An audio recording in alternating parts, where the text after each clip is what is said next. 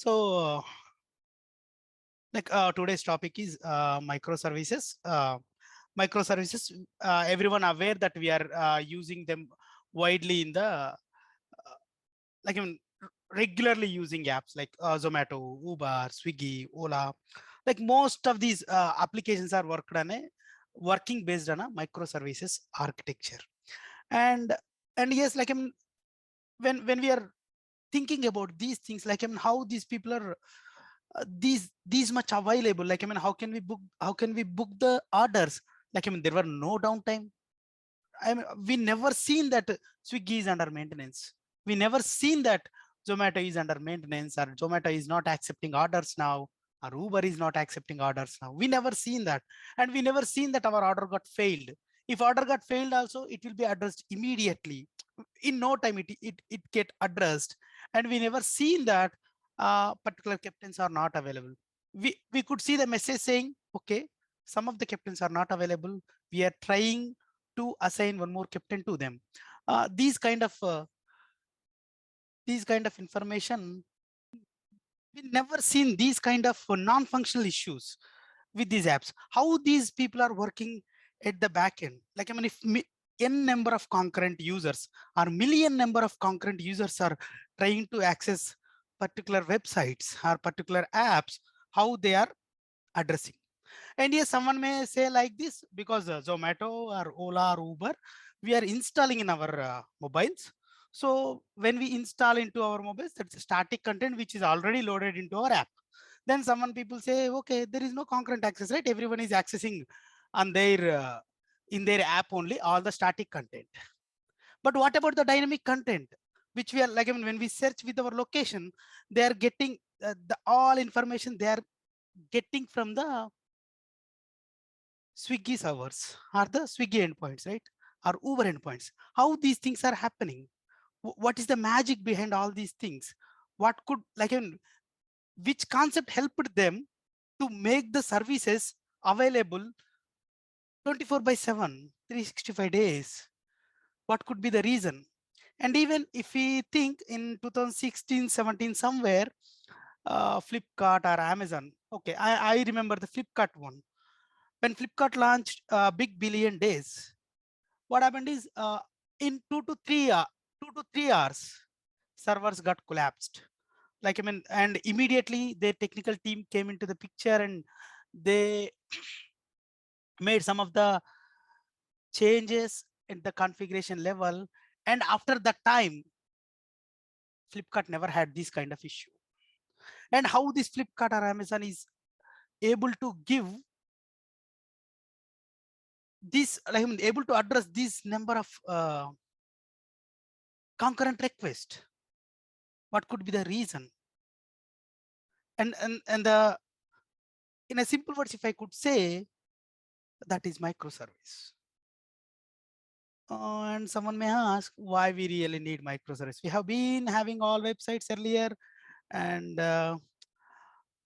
but to serve these kind of concurrent users, the major concept here is to go for the concurrent, to go for the microservices is, one is we can address million number of concurrent users. Number two, we should make sure that we'll be having no downtime. And we'll make sure that if we go with the microservice approach, if particular part is not working in our application, remaining things, remaining features or remaining applications are up and running. We can make sure that earlier, if you took any website or banking website or anything, if some particular frame, if some particular service, if some particular feature in the application is not available, it was impacting entire website or entire web app, because those are all part of single monolithic system. Now I'm going to introduce monolithic system. So because of those are all part of monolithic system, if something is if something or some issue is there in a single feature of an application, that halt the performance of remaining features or remaining applications. So I'm making a point here. By using microservices, we can get the high availability. We can go for a no downtime. And we can make sure if particular feature is down, that feature only impacted, not the rest of the things. And there are several advantages, but I'm making only 2 to 3 for the basic understanding. And yes, in this class, I'm not really going to deep dive, because in the participants are different of type of participants are there. So I do not want to go into the deep. I would like to explain about the microservices and touch upon them, like how can we build a single or simple microservice in no time. That's what we are going to cover today. Okay, I thought of putting a quotation here, but unfortunately I'm not able to show it to you. Okay, so like I mean, when I was going through, I would like to understand in initial days, I would like to understand architecture of this Ola, Uber, how this highly available e-commerce applications works at the back end. When I went to the internet, and I tried checking the white papers of them, and I found this kind of architecture. And if a person who is just coming from the out of a graduation, if I explain these things, it is real difficult for them to understand. Like, I mean, what these shapes and all, some of the lambda functions are there, some of the forget methods are there from the AWS, some of the cache mechanisms are there. Uh, any doubt? Anyone want to ask anything? I'm not able to give any access to anyone, but okay. So, like, if I could explain this, then it is real difficult for them to understand. So to make sure, like, instead of this has multiple features, this architecture is really looking really complex, then I can simplify this architecture like this. I have 3 services: account service, inventory service, shipping service. And I have 2 different interfaces. One is the browser interface, second one is the app interface. So from app, they are calling this account service.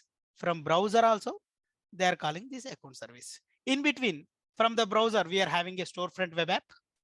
From the mobile app, they are calling APIs. And even from the storefront also, we are calling APIs: account service API, inventory service API, shipping service API. In another words, we are calling this REST API, and some people we call this as RESTful web service also. So REST API means you just give the request to me, I'll give the response to you. If you are a authenticated user to access this particular resource, then I can give an access. So if it is an account service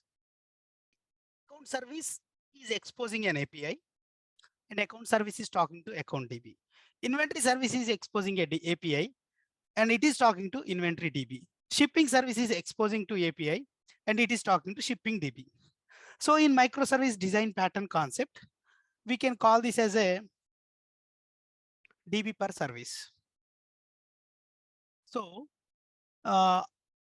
in microservices architecture design pattern, we generally call this as a service for database. So like we'll in detail discuss how was monolithic, how is microservice architecture now. So I'm making it why microservices. Yes, for the high availability, for the no downtime, and it should not impact the other modules or the other features if something is broken in between. And what is microservice? A microservice, I mean, if it is a bookish definition, if I could say, a microservice is a self-grained, or means minutely grained service. In other words, like, I mean, if I could say, in my e-commerce architecture, these are all part of one application. if it is not microservice.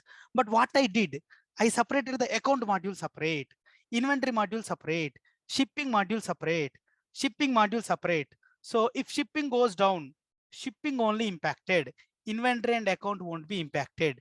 If inventory goes down, account and shipping won't be impacted, inventory will be only impacted. In the similar manner, if accounts goes down, that only be impacted, remaining things work as is. So this is the major advantage of the microservices. So microservices are a minutely grained services, means we are going to decompose or divide the big monolithic application to small services. The small services division could be in several ways. One could be based on the domain, one could be based on the one could be based on the features. So like I mean, there are several ways to divide the application. Some people divide the application via load. Suppose if particular feature is having a more load, and they will divide that feature into two modules again. Microservices architecture, and how it could be done. This microservices implementation can be done in several ways. And yes, as I am basically a Java developer, that's why I know the Java way. How can I write microservices in Java? So because of Spring and Spring Boot gives us the feasibility to build the microservice easily. It is giving the feasibility to build a microservice, like just like that we can build a microservice, because Spring Boot gives more features, like you developer doesn't need to configure, doesn't need to worry about the basic configuration. He can just pass whatever he would like to build, and that is enough to build a microservice using Spring Boot. So how we can build a microservice?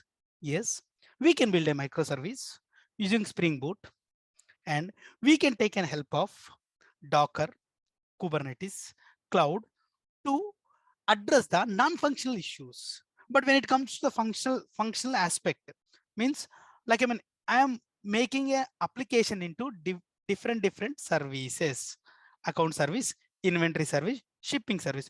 To build an account service, I can use a Spring Boot. To build an inventory service, I can use a Spring Boot. To build a shipping service, I can use a Spring Boot.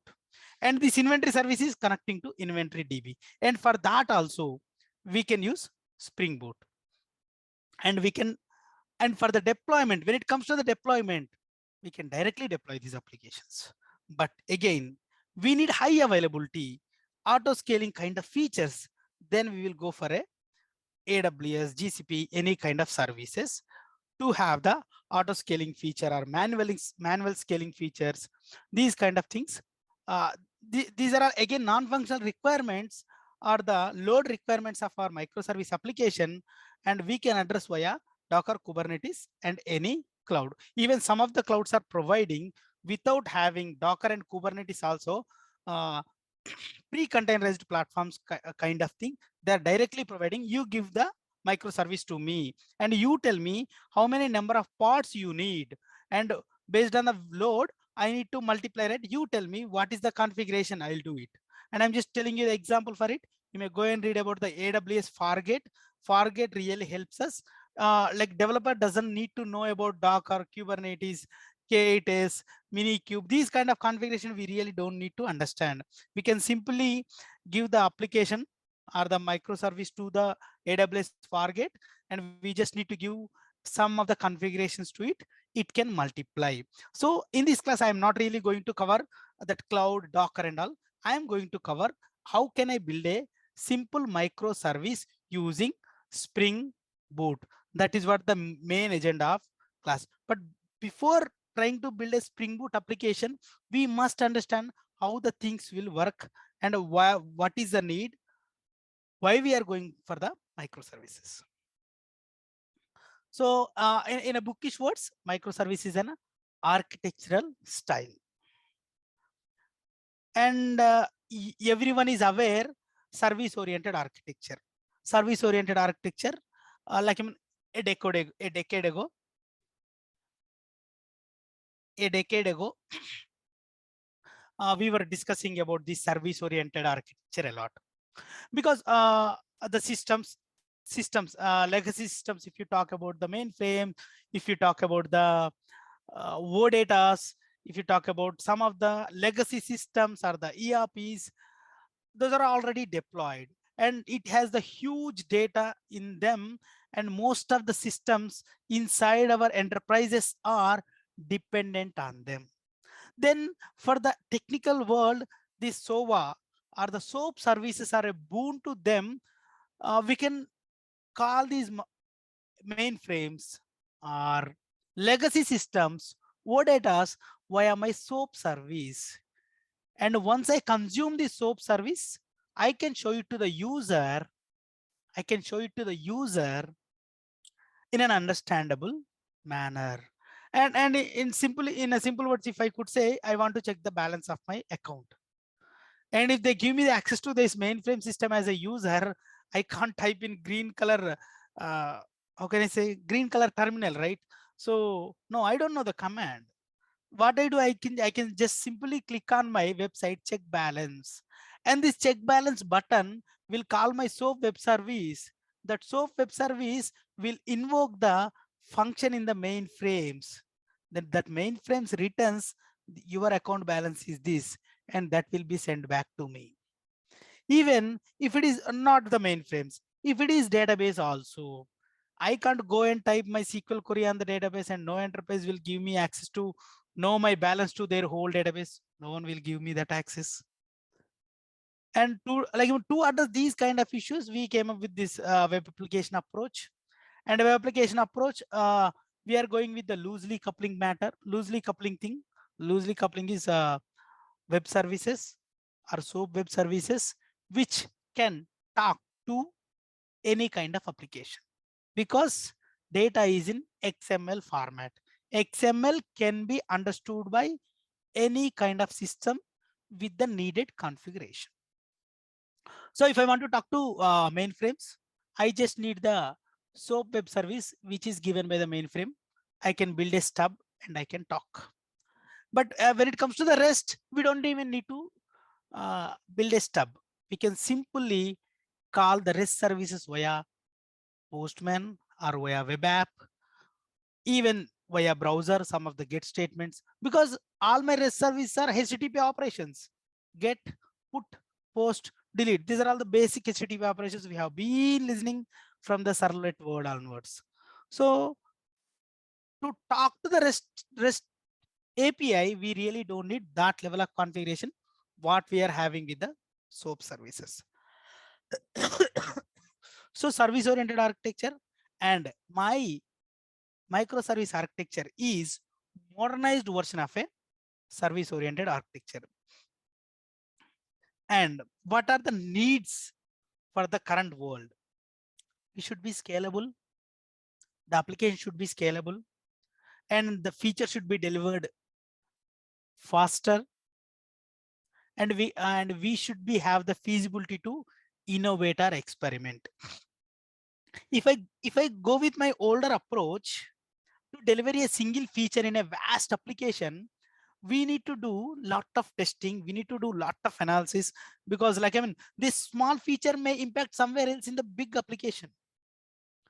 But if I go with the microservice, I am going to touch that particular feature only. Remaining things work as is. So we can deliver faster. And suppose there is a big billion day sale, or there is a Flipkart sale or some sale, because and yes, and the enterprise owners knows that there is a chance of having million number of hits tomorrow because tomorrow is a sale, so that they can simply scale their order service, only order service, not the entire application, only order service. And in a sale, what are all they need? They need order service, they need payment service, and fulfillment service, they address it later. But only order service and payment service are needed in a sale. So then what do they do for those 3 days? They will be putting n number of order services, so that there should not be downtime for any customer. Customer should not feel bad by visiting a particular Amazon.in, and he should not feel bad that no, I'm not able to book the order. No, it shouldn't happen. Because of that, we can scale the order service and payment service with n number of instances to serve n number of concurrent customers. So we can scale it up, we can scale the application, and that is the need of our today. So using microservices, we can scale the application. And horizontal scaling, auto scaling is different concept, but I'm telling manual scaling only. If I know, like, I mean, I may need a million number of requests tomorrow, so I minimally need at least 10 to 20 instances of my order service. I can put 20 instances, be ready for the sale. And auto scaling again is like, if there is a traffic more than 20 instances, 21st instance to be created automatically on the cloud, and that should be attached to the application. And still we are getting more crowd than 22nd application. And you may ask like this, like, if we keep on increasing the microservices like this, my database can accept? No, again we need to work there. Like, if we are able to provide a new database instance, well and good. If you are not able to put a new database instance, we need to put a highly throughput queue in between them to address all customers. They should not go without booking an order. That is. And innovation, I thought of putting some kind of new feature in my service. Suppose um, central banks generally revise the interest rates.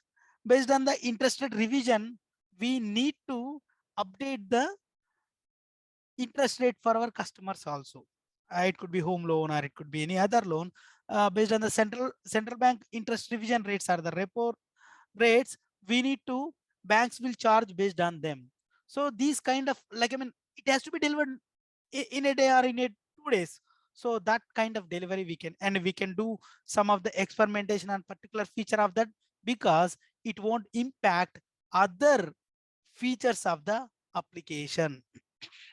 And yes, we can make use of the cloud and DevOps if you go for a microservices. That is exactly a need of our in the new world. And yes, monolithic service is a big service. A monolithic application is a big application which has everything in it. All kind of services. Everyone is going to directly that site, and everyone is trying to access that site. That site is having all and whole and soul features of an enterprise application. I can say a big elephant. Monolith is a big elephant. But microservices means small, finely grained services where it can address only their part.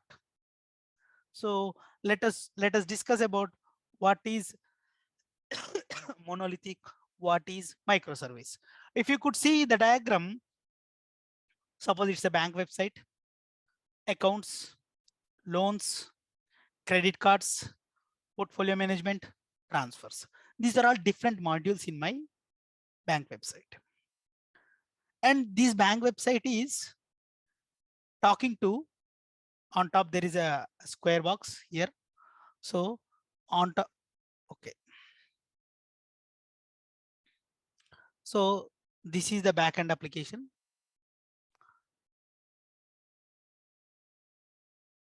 This is the backend application. So this front end application is talking to the backend application. And yes, this is another application which is getting used by bank officials. This is another website which is getting used by some others. And maybe 3 different JSPs or 3 different interfaces, but they are all deployed in a single Linux box. So in a single Linux box, in a Linux box, they put Apache Tomcat. I think you're all aware. In the Apache Tomcat, they are having application called bank. So Linux box, inside the Linux box Apache Tomcat, Apache Tomcat, they are having a bank application called application context name is bank application. So this bank application is having different see accounts, loans, credit cards, portfolio management, transfers, etc. These are all part of single JSP or single web application. And the single web application is talking to single Linux box. In the same Linux box, they kept database also.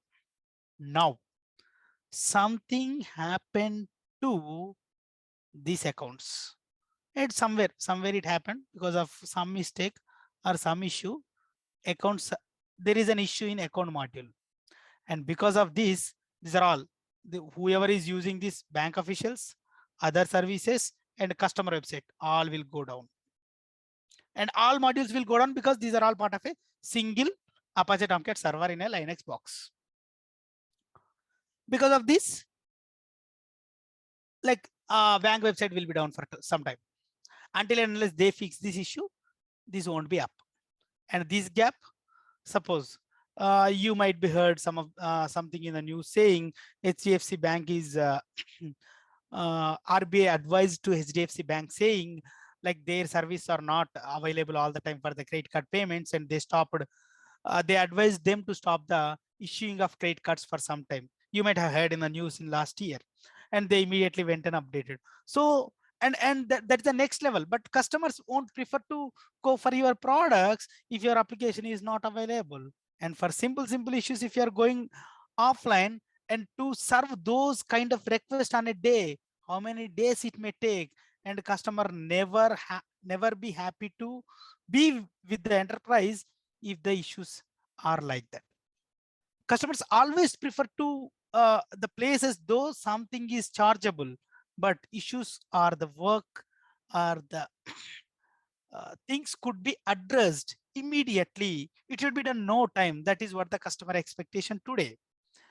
So, and it is a need of hour to the enterprises to migrate themselves to the microservices, address the customers, and reach the customers in more efficient manner. So this was the earlier monolithic application. Monolithic application architecture. And now I'm just making it clear. Earlier, all are part of one, like this on the top button. If you could see,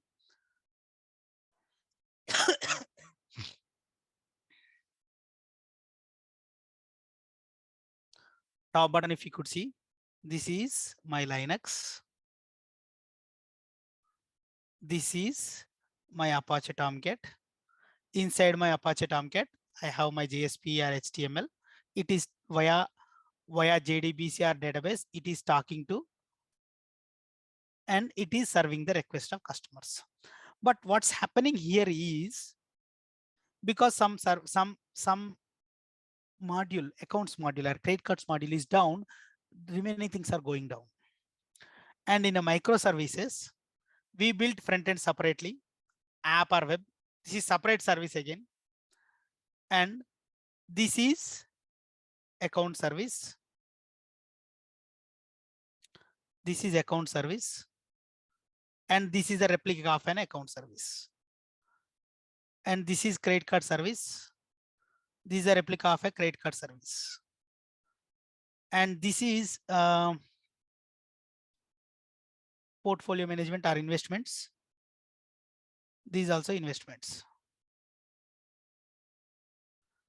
And this is transfers. These also transfer. So based on the domain, I divided my application into accounts. These are all independent applications, I could say. See, the outer is my AWS cloud. Outer circle is, inner circle is something kind of an instance or a pod. Inside that, this is the one I am having Docker. Inside that, I am having an application. So in microservices, we won't be having the Tomcat outside. Like here, we are having an outside Tomcat. Inside this only, we deployed all the services. But here, embedded Tomcat should be there. Means Tomcat is part of my jar. Tomcat means embedded Apache Tomcat is part of my jar. Not only embedded Tomcat, embedded Jetty, anything is embedded inside it. We really do not configure outside of the application. Like when we are building a JSP based application, what we do? We will buy a Linux box. Then we will install Apache Tomcat.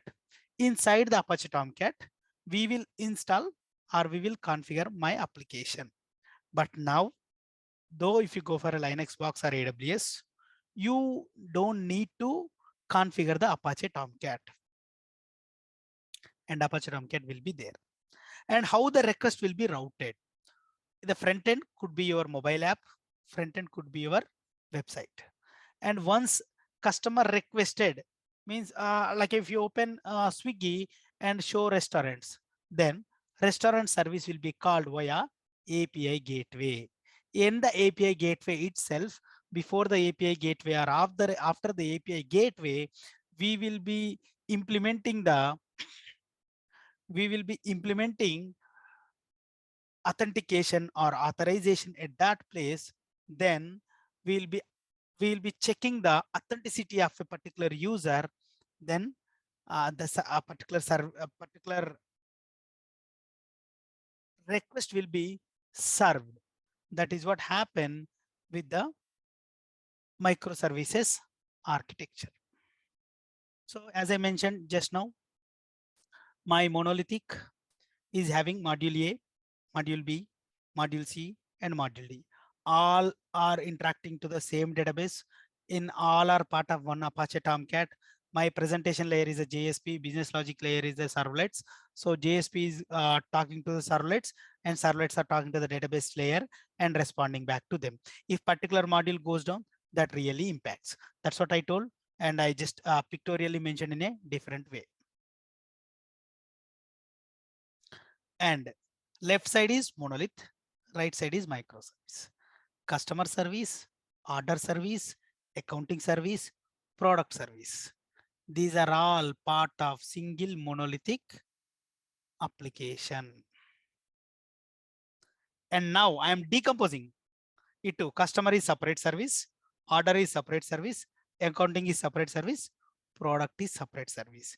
Each and every service is independent in right side microservice architecture. And this microservice 1 and microservice 2 directly talk via API calls. In this architecture, this customer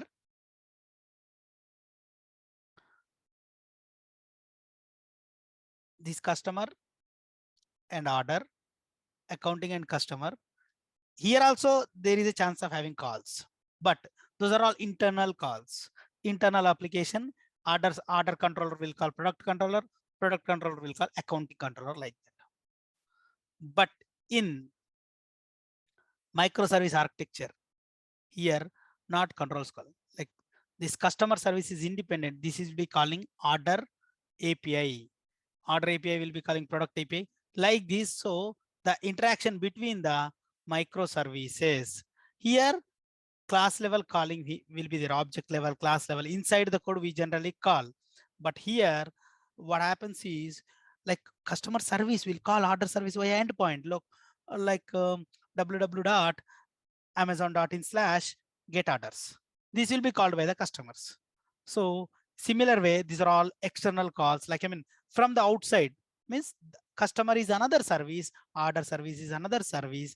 Customer service will call order service via API calls or the endpoint calls.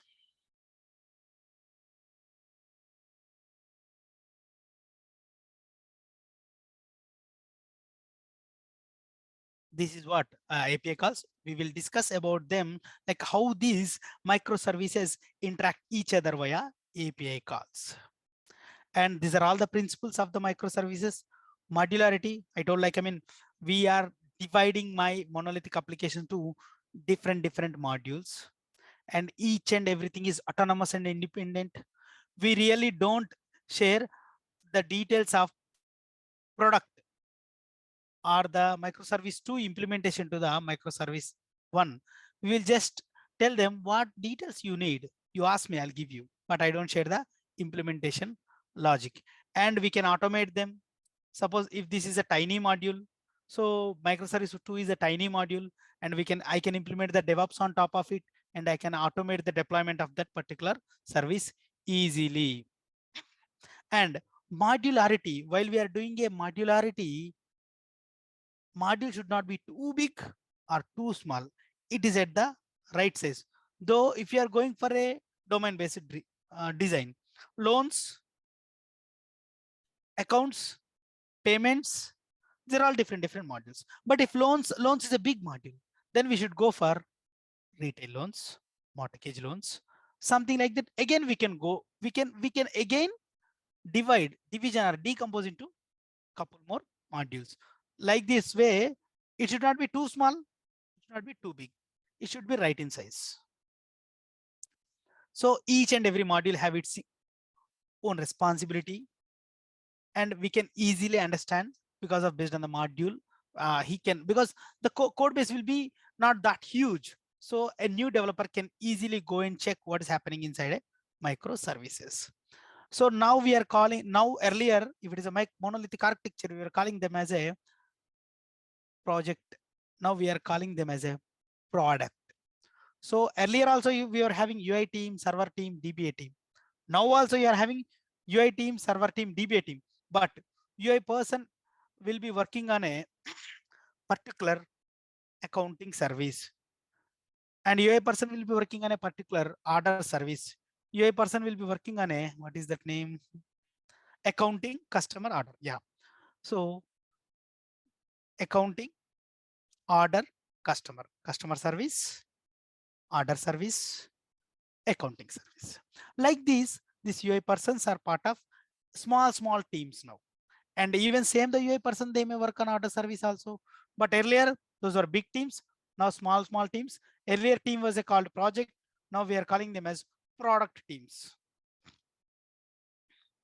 And yes, the best approach is if you separated a service, and if it is talking to the same database, then we cannot make the full use of a microservice advantage if you go for a single database. So always the good approach is having separate database for separate service. And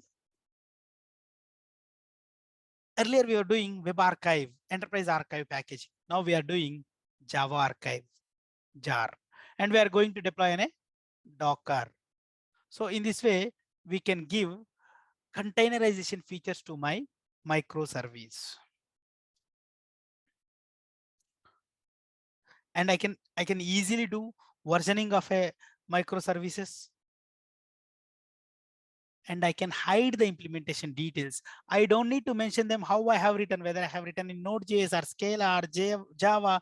I don't need to mention. I can simply give the endpoints to them, and teams need not share their implementation details to the consumers of that particular service. And we can simply implement the continuous integration and continuous deployment. Build, test, deploy, and then and promote to prod.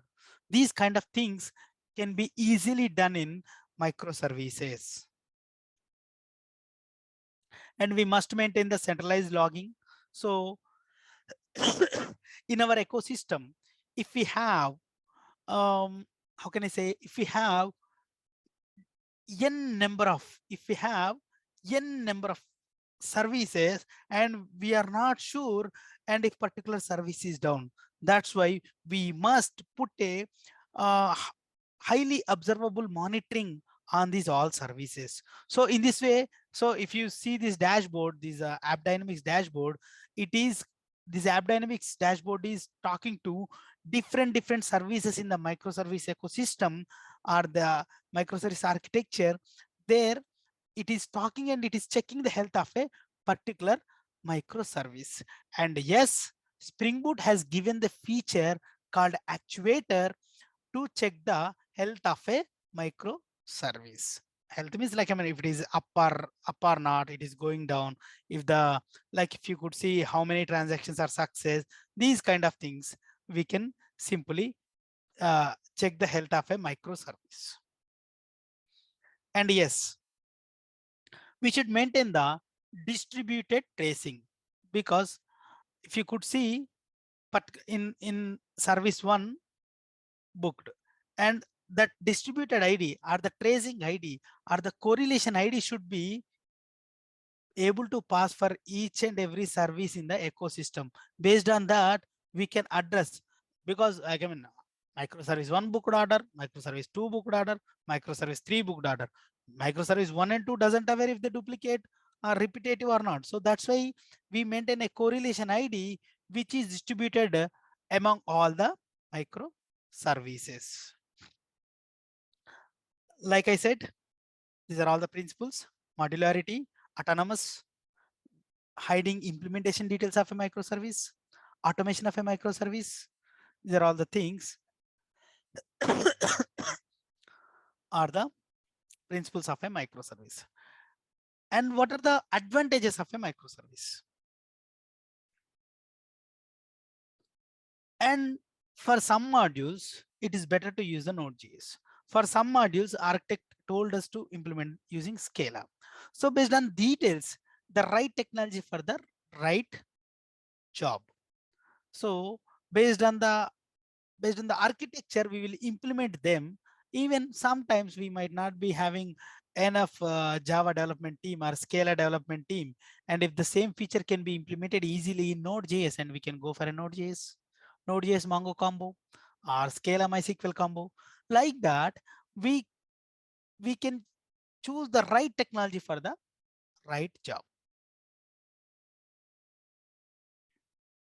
And as I told, we can do innovate or experiment easily. So these my microservice all square box are microservices, and sometimes I don't need that service, I can remove it. And if something is happening, if some feature needs to be added, I can add the microservice simply into the flow, and I can experiment on that particular microservice. So I can evolutionize the design. I can add, I can remove, because a tiny module, if I address all the dependent modules of particular service, I can remove that, I can add that. So, and yes, now this is the selective scalability. As I told, tomorrow if we have a million number of concurrent users for particular order service, then I can multiply. If you see red color rectangle, we multiplied 3 instances of that microservice, and blue color we multiplied 2 instances. Payment I only need 2, but order service I need 3. I can select if I have this part of a same application, what happens? Either I need to go for a 3 instance or 2 instance of that whole application, and that is really no use. But here I am selecting which service I need more, which service I need less. In this way, I can go for a scalability. And here, if you could see NB users greater than 500, means if the users are greater than 500 concurrent users, then I am going to put one more instance, that is called auto scaling of a microservice. As I told, smaller code base, simpler to develop, we can start really faster, and we can deploy the new developers easily because code base is small, and we can explain that particular service, and we can make them work, or we can start the work on the day one. What are the drawbacks? Request traveling via correlation ID we are doing, but even transaction management across the microservice is difficult, because it's a distributed system, and maintenance of a consistency of a particular transaction is difficult. We can achieve it, but difficult, I'm saying. And it is slow. Earlier, what's happening? My product controller was, yeah, please. Someone raised hands. Anything else? Dharmesh, you are also wants to talk. So These microservices are slow because the interaction between services, it is interaction between services. It's not the interaction between internal classes. And we can go for a synchronous and asynchronous calls. It is too early to discuss about the synchronous and asynchronous, but we can go for them. And we surely need a ecosystem to implement microservices.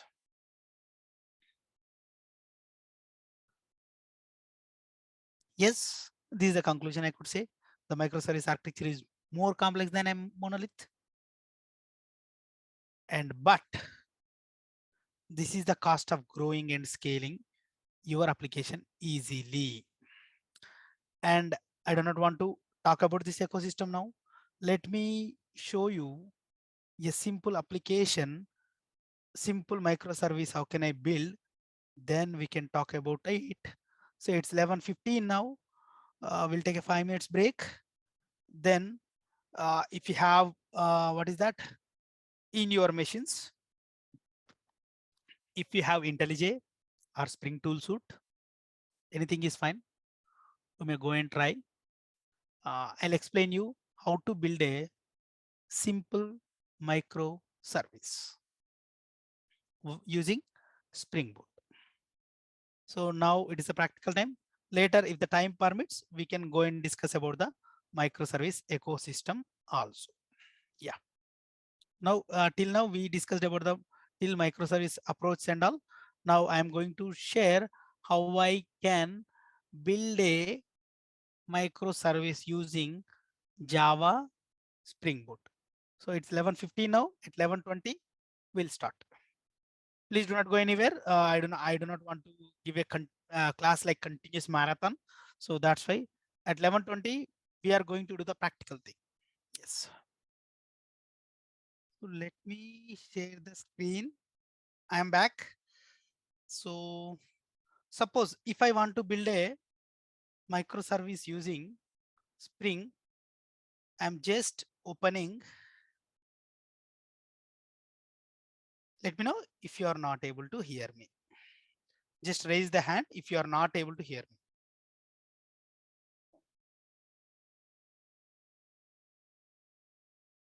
So first go to the Google and type Spring Initializer. I did Spring Initializer.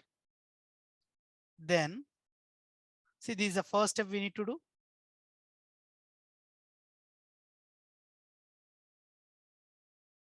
And I need Java. It should be in Maven.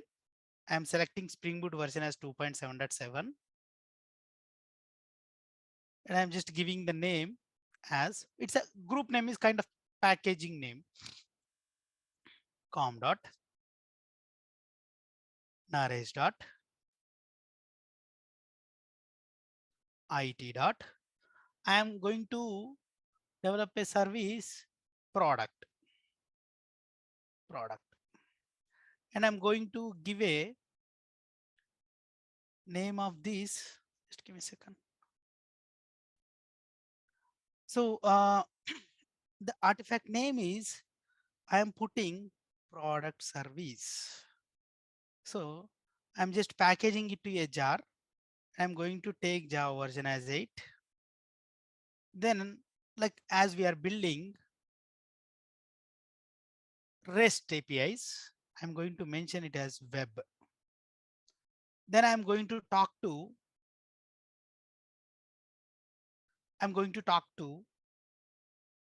database. Just mentioned Spring Data JPA.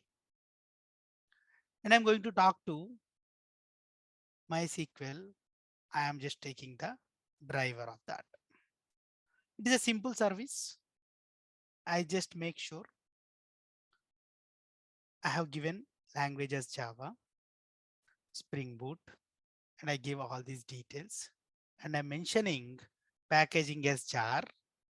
And I'm giving dependencies, Spring Web, Spring Data JPA, MySQL driver.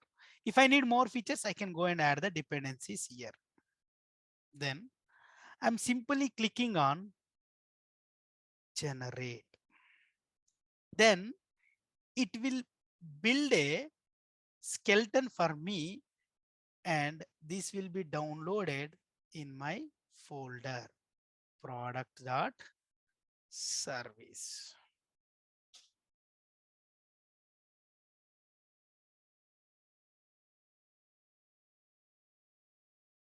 Now I unzipped this folder, Control C. I'm going to open this from my IntelliJ. New window. These are all my old projects. Let me try to open it again. Open product service. Click on OK. Trust project. New window. Let us see. Meanwhile, I'm going to my pom.xml, which is just generated now. Let us talk about these things later. But come here, the group ID, which I have given there. This is artifact ID, which I have given in my Spring Initializer. And this version I have given in my Spring Initializer. This name also I am given in my Spring Initializer. Description also I give. These are all the things I give. And I selected Java as 1.8. That's why it is added. Now what I did, I selected Spring Boot Starter Data. I selected Spring Boot Starter Web. And I selected MySQL connector. And if the data web is there, test is automatically added. And I selected Maven there. This Maven plugin automatically added in my project. So this is simply the pom.xml based on my selections in my Spring Initializer. What happens generally when we want to build any Spring application, we need to add all the jars to build a Spring application. But with the Spring Boot, you don't need to build any dependencies on your own. We just need to tell the Spring Initializer saying, I would like to use Spring Data. I would like to use MySQL. I would like to use web, means REST service, no? Web. If these three things, if we say, then the starter artifacts will be prepared and placed in your pom.xml. Then this is the version, parent version. So someone may ask, like, what is the version of this starter data? What is the version of this starter web? What is the version of this MySQL connector jar? So these versions are decided in the parent version. Based on the parent version, remaining all versions. If you update this parent version, the remaining all jar versions will be updated. So parent is used to maintain the versions of a various dependencies in the pom.xml. Now let us see whether the project build or not. What's happening there? Build failed. So let me try to build. What happens, we'll see. So to build Maven applications, most of you people are aware, but MVN clean, it will remove all the existing jar or prepared jar. Install, it will prepare a new jar with all new dependencies. -d skip test means I am asking my Maven to skip the test cases if you have written anything. And let me see, we got an error. It is saying you cannot run because you do not have a Maven wrapper properties in the given path. So this is available in my machine. That's why I'm giving bundled Maven. And these errors are different from each and IDE. we can address them easily. So now I got error. See, if you could see, sync is right now, means it doesn't have any issues with the Maven. Now let us check if you are able to see. We have given only starter web, starter test, Spring Boot data GPA, these things. But if you could see, these are all jars got downloaded. We never gave these jars. We only gave Spring Boot starter web, Spring Boot starter test. But these are all jars get downloaded because you gave. See, we have given MySQL connector. We got that because we have given Spring Boot starter data JPA and Spring Boot starter web. We got Hibernate related jars, Log4j related jars, and starter data JPA. It is there. So if along with the starter data JPA, we'll be having n number of jars inside this also. So these jars are in another words called effective POM. What is this? Effective POM. I'm trying to check where is the embedded Tomcat. See, if you could see, I have never given any Tomcat jar needs to be there. I just gave Spring Boot data web. So it itself downloaded embedded Tomcat. So it is available in three different jars for the configuration purposes of it. Let me check, is there any Jetty jar? So Jetty jar also should be there. Jetty jar also, but for us, we are using only embedded Tomcat jar.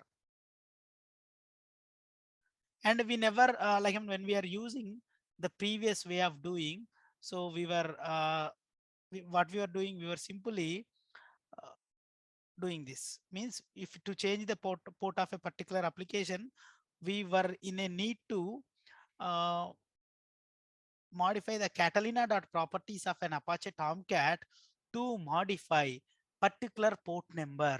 Now we don't need to go there. We can explicitly configure that port number also outside. Now to build a microservice using Spring Boot, open Spring Initializer, give whatever the details you need. Once I gave the details I needed, pom.xml will be generated. Whatever the pom.xml will be generated, it will generate a project structure for us. Once the project structure is generated, we are opening the project from IntelliJ, STS, Eclipse. Any kind of IDE I am opening.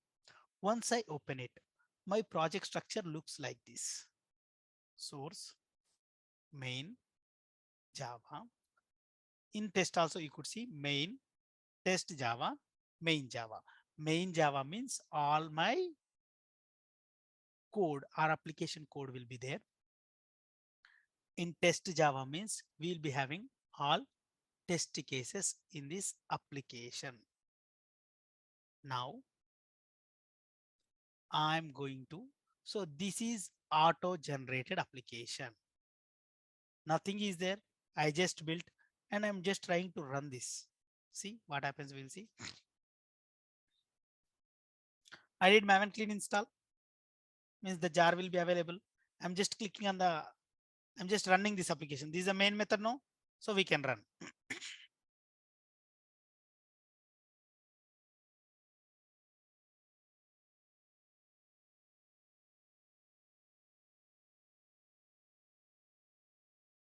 So as we mentioned, database inside it, it is expecting some URL needs to be there in it. So let me go to my pom.xml. For time being, we will avoid this starter data for time being.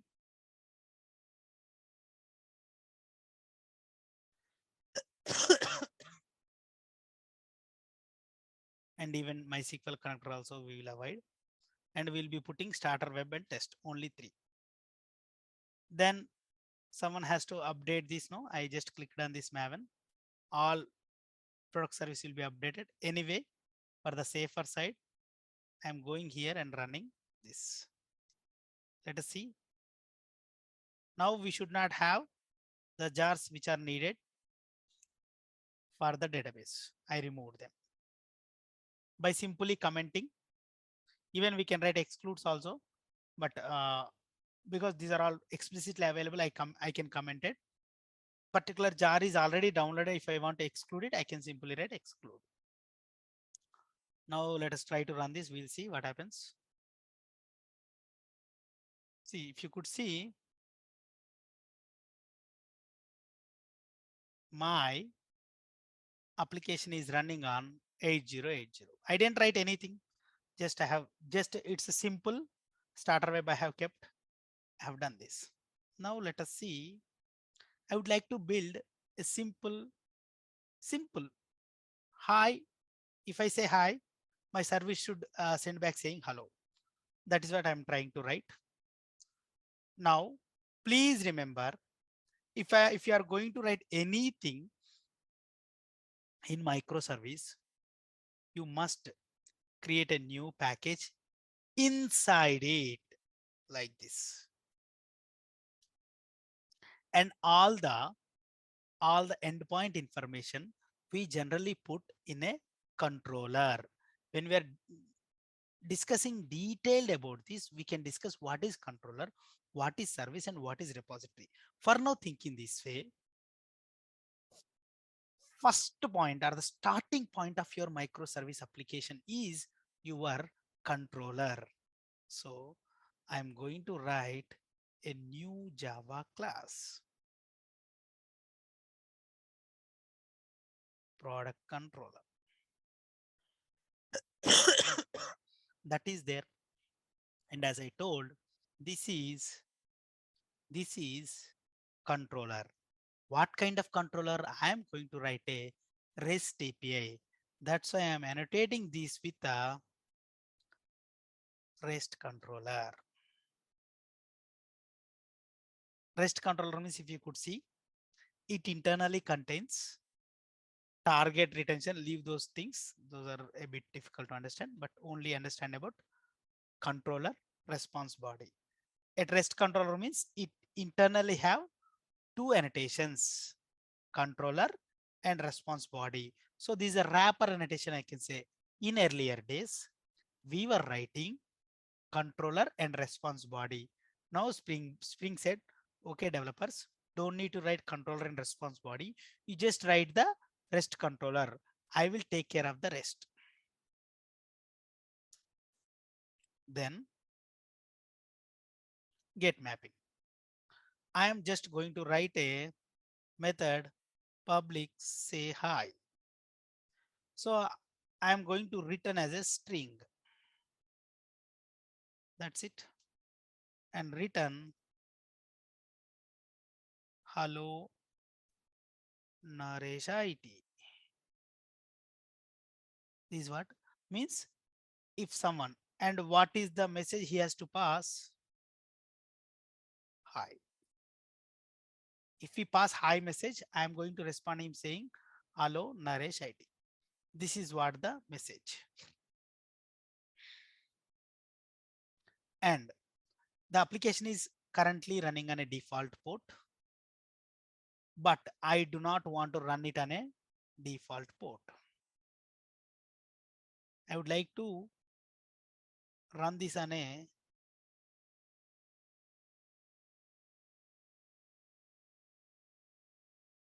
I would like to run this on a 8081.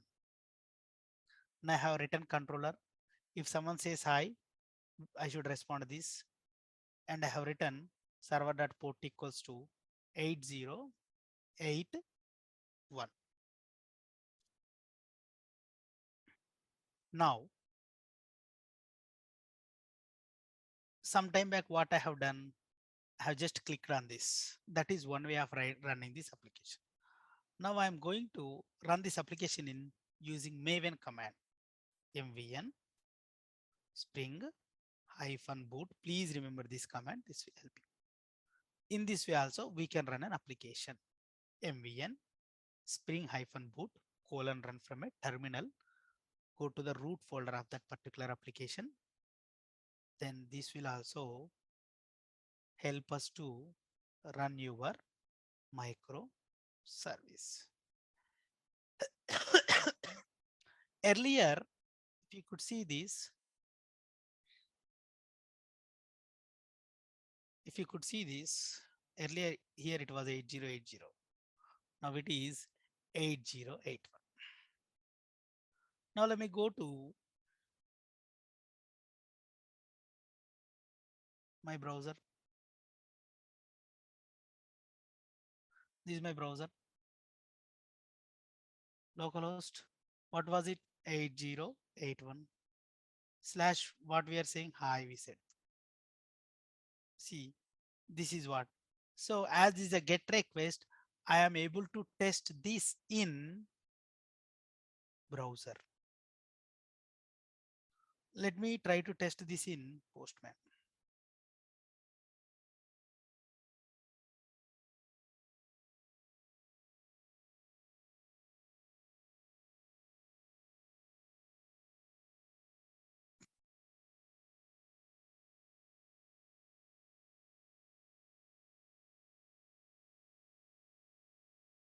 This is my Postman.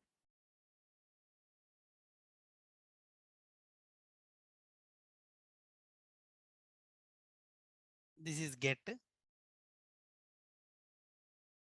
Hi, 808. So in this way, we can get a response. Suppose I would like to post something, means I am not going to pass via browser. Go to my product service.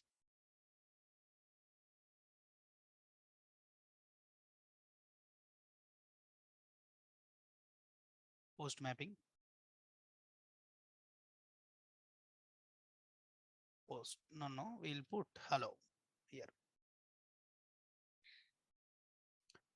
So it is also think in this way, it is also returning a string, public string.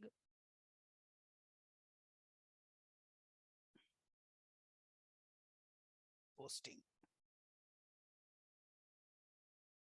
Then we'll try whatever he is going to post. Suppose he is going to post some string object.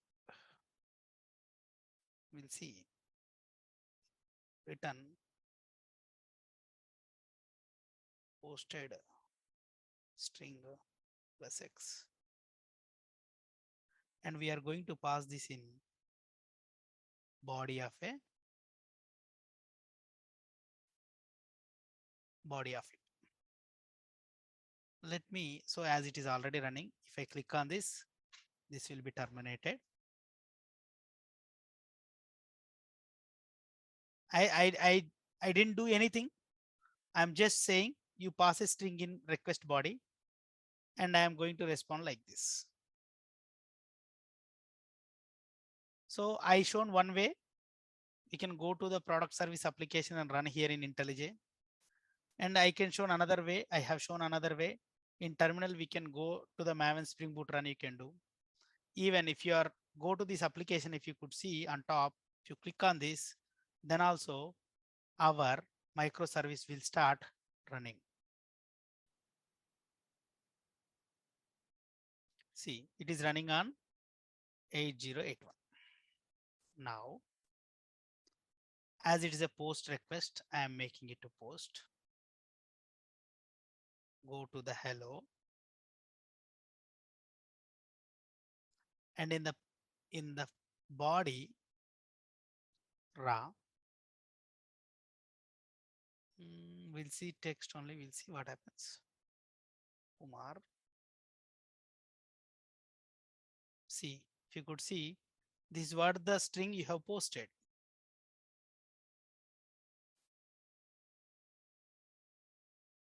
So whatever the string you have posted here, it is just appending with the posted string, something like that, and you are getting a response. Get also we can do. Post also we can do. Suppose even we can do in multiple ways. This is a simple simple microservice application we can build in no time. You can simply go to the controller.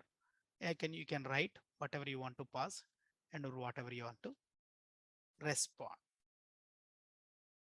Suppose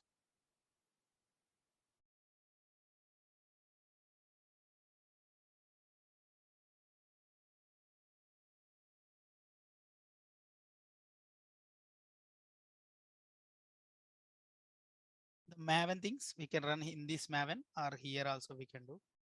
So let, as it was working fine.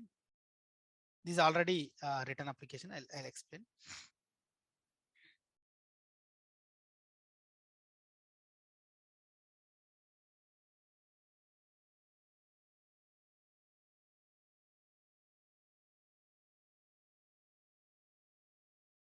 No, we are getting errors. Why? Check whether application is running or not. Or what?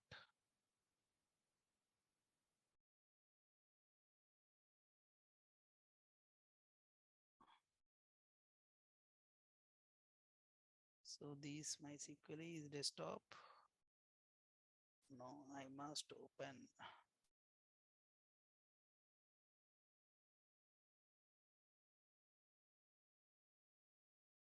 Let no cancel.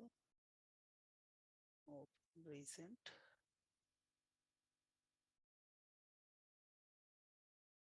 Let me open this window. So before doing the MySQL, let me check MySQL is running in my local or not. So if I could see MySQL is running, let me go to the terminal. This is my user. This is my password.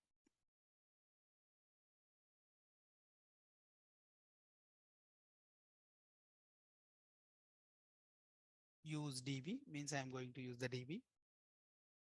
This is show tables. See, select star from users. So I have Sachin, Kumar, hello, hi. These kind of users are available in my table. So let me try to do this.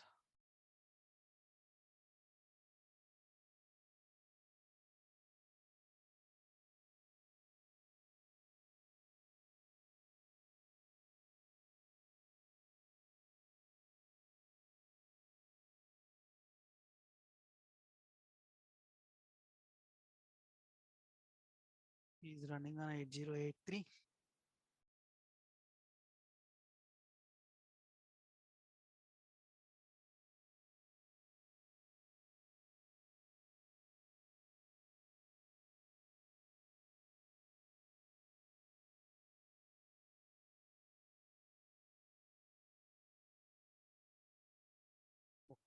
How we have done this?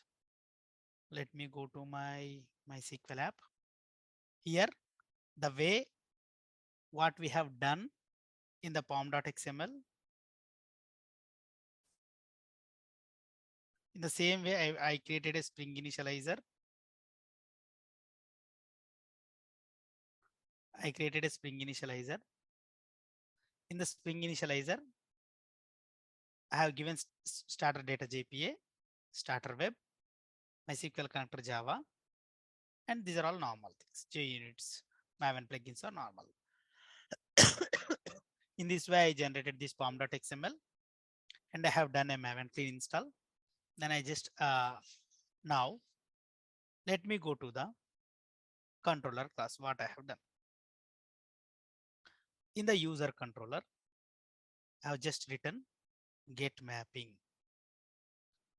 and this is top means after going there, go to the user, then go to the read endpoint. Because of this reason, in my postman, I gave user, then read.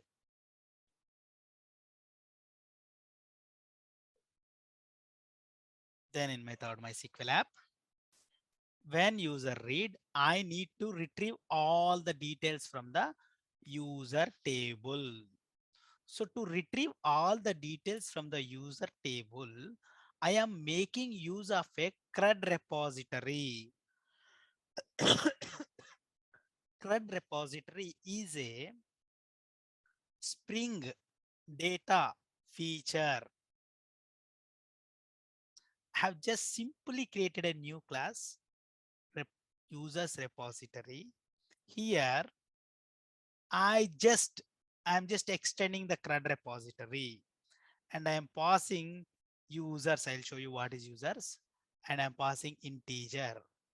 Then what this users means? This is the thing we need to discuss. I'm just mentioning users is a table and mentioning this is an entity means JPA entity. That means the same class you go and create in a database as a table. And I'm mentioning ID is my member, name is my member, team name is my member, and salary is my member. But I am mapping the column name in database. So by using the simple mapping with these columns, my database table will be created. How it will be created, I'll tell you. So I am just making, this is my users data. I just kept couple of annotations, ID, column, entity. So the ORM mapping, object relation mapping, means my user object. Am I audible or not? Can someone tell me please?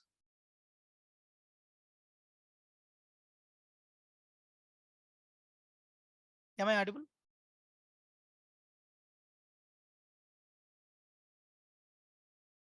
Dharmesh, am I audible?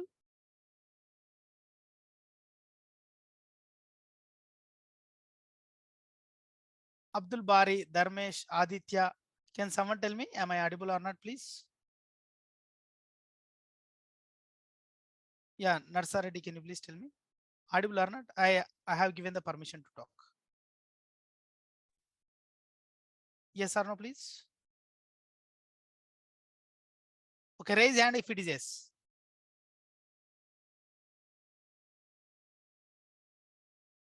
Then thank you. So I have created an users object. Then this users object, we are doing a ORM, object relational mapping. In Hibernate days, we were writing all these HBM.xml, CFG.xml and all. Now we really don't need to do all these things. We are just simply putting some of the JPA annotations on top of it, and this mapping is automatically done. So we have done the mapping. And to call these users, we should create a DAO object, data access object, data transaction objects we were generally doing. But now using a Spring Data CRUD repository, you don't need to do anything. You just go and extend a CRUD repository of Spring Data and pass what kind of object it is, user object.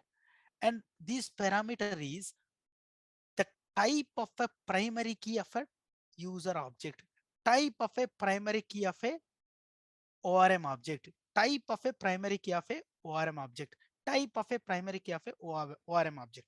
So my ORM object is users.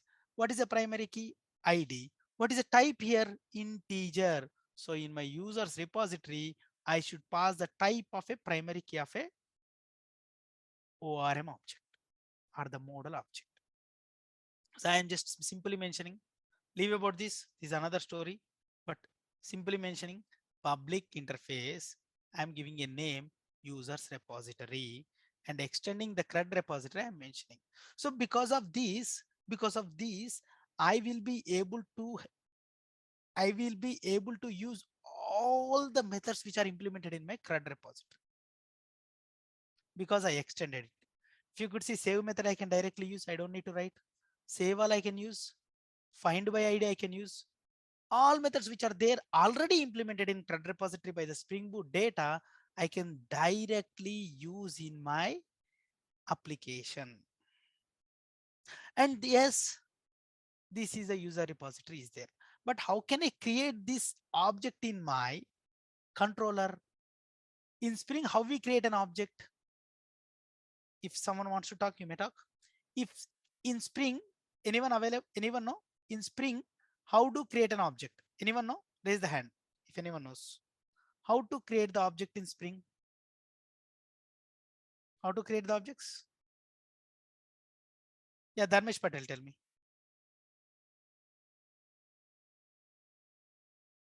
Anyone aware? Babu or Anushka? Anyone tell me? Anyone available? Anyone knows? I'm giving access to anyone to talk. Yeah, I think by doing auto wire or a beam, by creating a Mhm. beam. Yeah. So, like I mean, when I have written this line number 21 and 22, the object is created or already automatically object is created. It's means uh, we are using the existing actually user repository. We are creating an object for this Hmm, repository actually user repository. hmm. So this user repository object is already created while my Spring is getting started.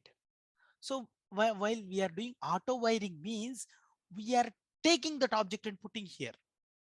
So by doing simply auto wide, I am making that object and make the object available to my user controller.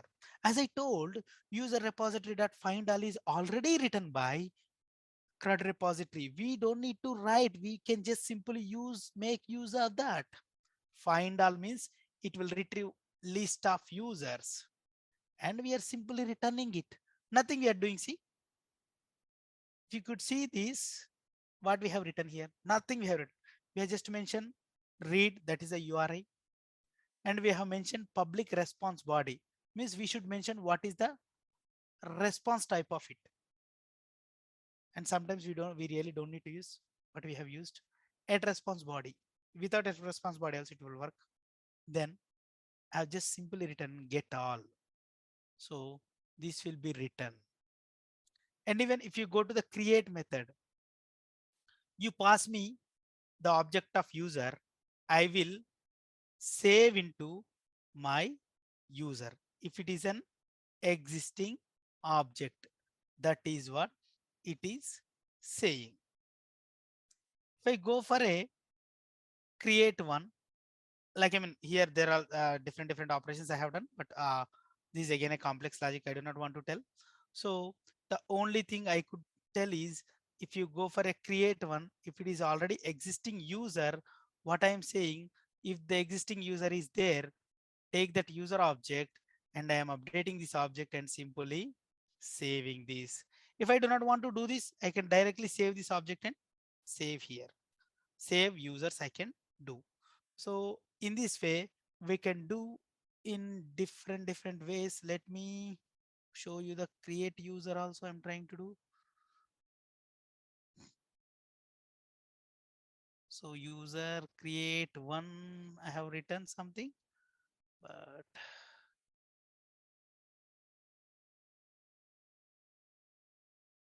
no, it's better not to have work on create one. Let me write a create only and I'm trying to save this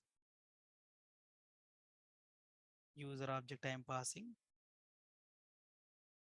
and in my database 2574 is already there. Let us see. Let's see. Naresh.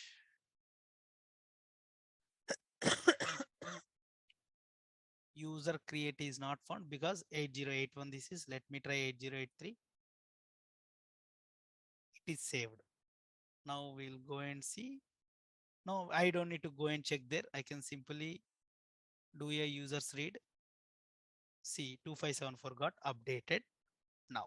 So it is simple. Like I mean, I didn't take much time to build a microservice which interacts with the database. What I did, I have just simply gave my Spring Boot starter data details to my Spring initializer. Then I just simply configured user controller and user repository.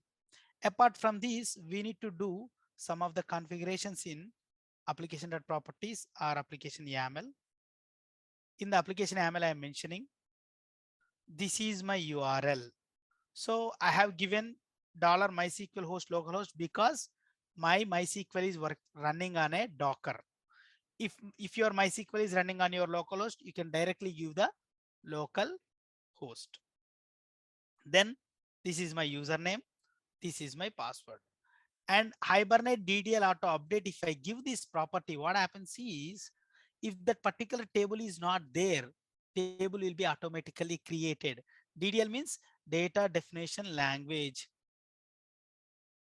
So like if I put DDL auto update means I'm saying data definition language auto update. So if particular user's table is not there, it will be automatically created in the database and we can have the n number of interactions. So with this faster pace, we can build our microservices. Then let me go back to the class. We'd like to explore what is microservices ecosystem. Like as I told, this microservice which we have built so far is a simple microservice. And how these will be registered themselves, how the request routing will happen. These things we should understand. So this is my particular one service. And if I have 2 to 3 instances of a service 2, then this service 1 will reach the load balancer. My load balancer will reroute the request to the particular service. So we have kept this in a load balancer.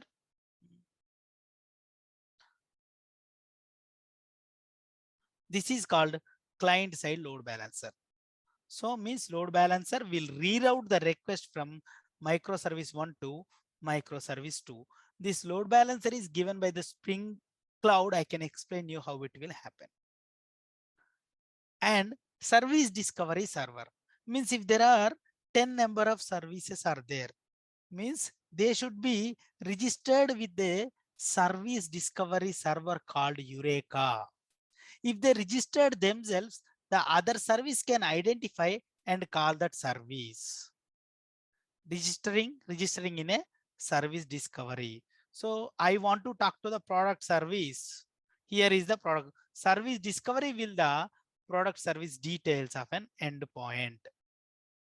And if I have n number of product services are there, I want to talk to the product service. This is what order service is saying.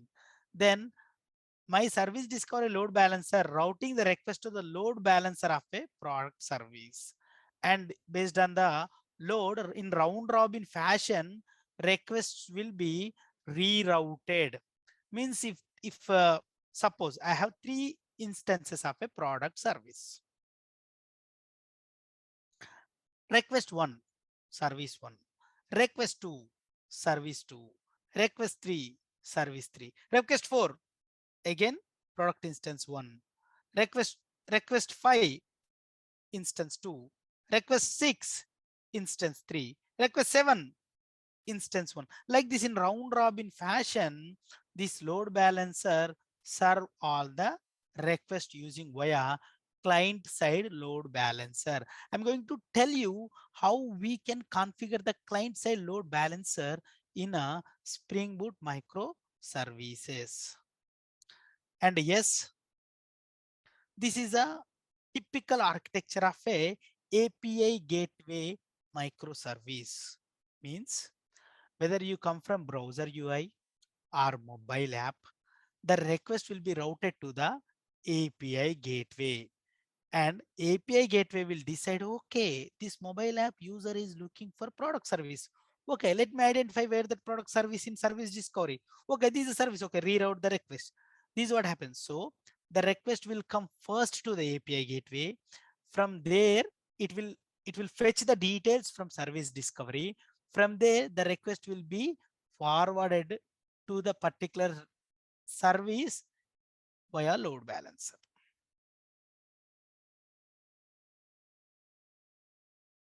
As I told, Principles we have discussed, advantages we have discussed, drawbacks we have discussed. And in a microservice ecosystem, in a typical microservice ecosystem, we'll be having load balancer, service discovery, API gateway and all. And with an example, we can check how those things works. So I have two services, student service, school service, two different services. This is gateway, nothing but API gateway. This is Eureka, nothing but service discovery. Eureka is given by Spring Cloud with the collaboration with Netflix. And to build a Eureka application like this, go to your, if I go to the Spring Initializer, go there and give Eureka. That's it. Eureka server, we will get. That's it. We just need to add that. And if we generate this project, then the project will be created and placed like this.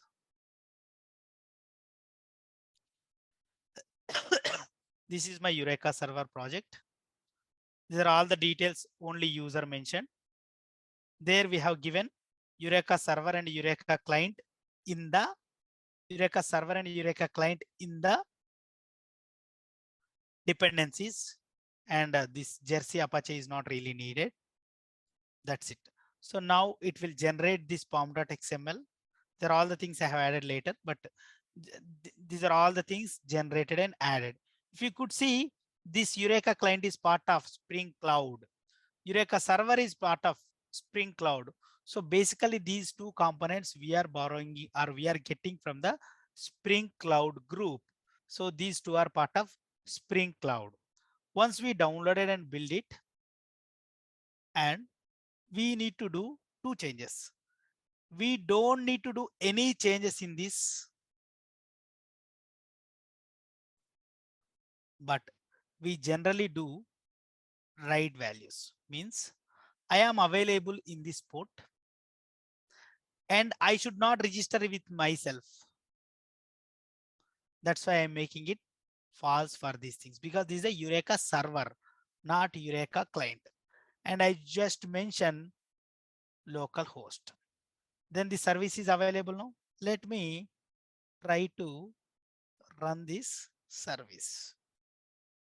So close it, close it, close it, close it.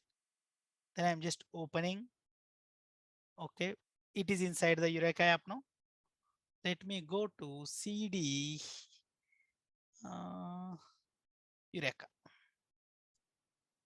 Eureka server. I'm in Spring Boot run. Let me see. Oh, this is a new build, I think. Let me see. If not, we will go with another one.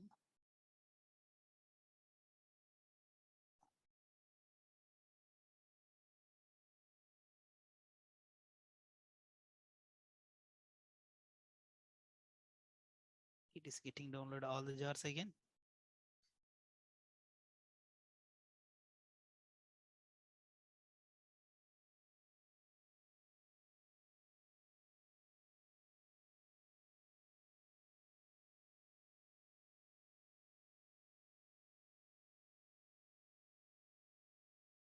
In 6 seconds, 8761 is running. Let me go to this 8761. See, this is up and running. And if you could see, no instances are currently registered with Eureka. Now, in my Eureka app, I would like to build API gateway. In the same manner, go to the Spring Initializer.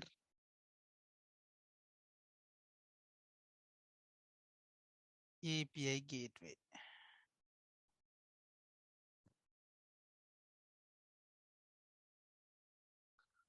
So Spring Cloud routing is provided. Otherwise, mm, minimize it and go to my gateway project in the pom.xml. In the gateway, it is gateway. So we'll be adding this Eureka client and all.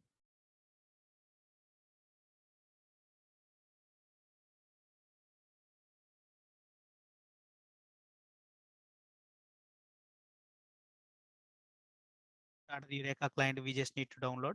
And these are all the REST web. These are all normal things we generally do.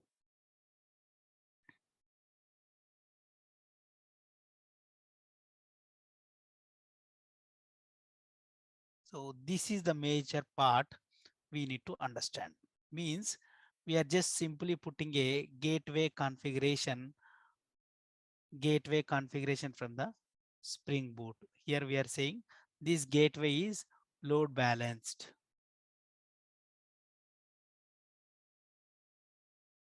So this is my service controller.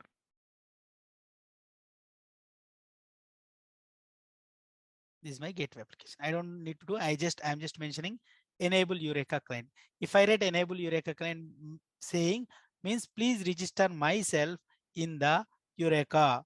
That's what I'm saying here. And we need to give these different details to register itself with Eureka. Means my port number is 9091 and please register me with the Eureka on this port, and this is my service name. So if I run this application, suppose go to the terminal plus cd gateway service. Let me run this. What happens, we'll see.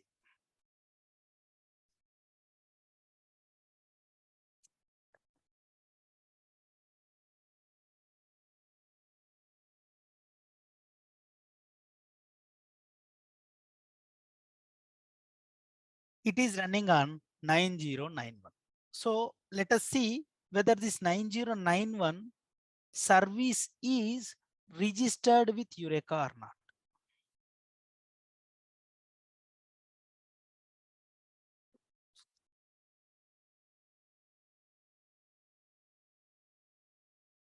You could see gateway service is available on Eureka. So these are all two configuration things. Gateway service and Eureka things are configuration things. We needed it. Then let me go to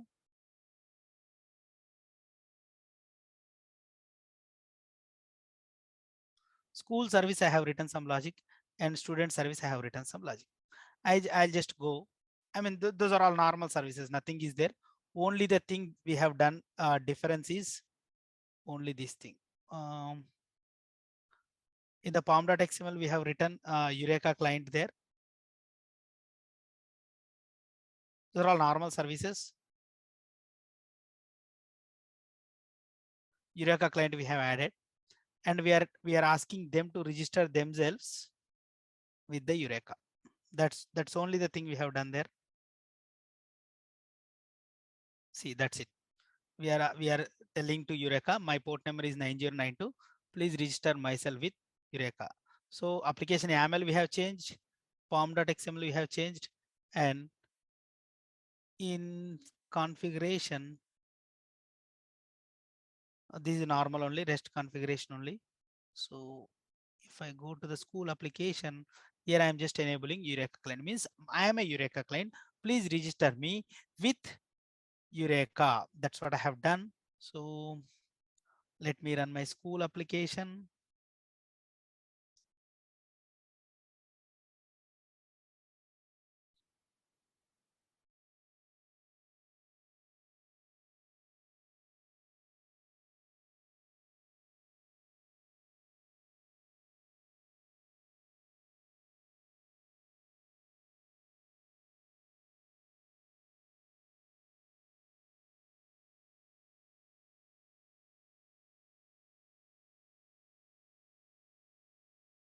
school application is running on 9092.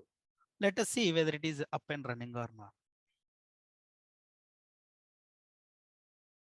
See, school service is up and running on 9092. Now I have written another service, which is student service. Okay. So student service also running on 9094. Let us see whether it is registered itself or not. And yes, I have two different services, school service and student service. To talk to the school service and student service, I am going to the PPT back again. How it has to talk? It has to talk via API gateway. Means school service will go to the API gateway. This API gateway will search for like this. Register. These are all the things we have done just now. Registered themselves. If the product wants to talk to the service, it will go to the service discovery and talk. Now in between we have kept an API gateway. Means product service will tell to API gateway saying, I would like to talk to the product service. And this API gateway, where is the product gateway? It will search and give back to the service one saying here is the service you may talk. So API gateway, service discovery, we have configured API gateway now. We have discovered service, we have configured service discovery now. We have configured two different services. Let us see how these are all talking to each other. Let me go to my project and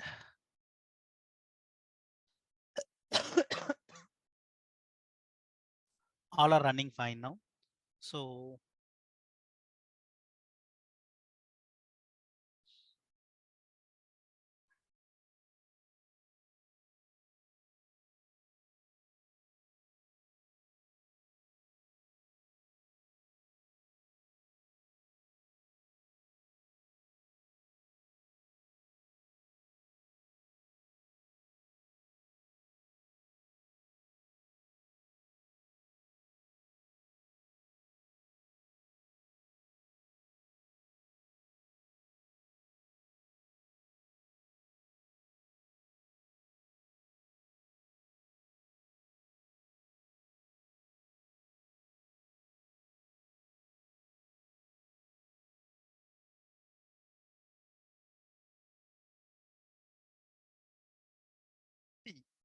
I'm calling 9091 because this call is happening from the UI or the app.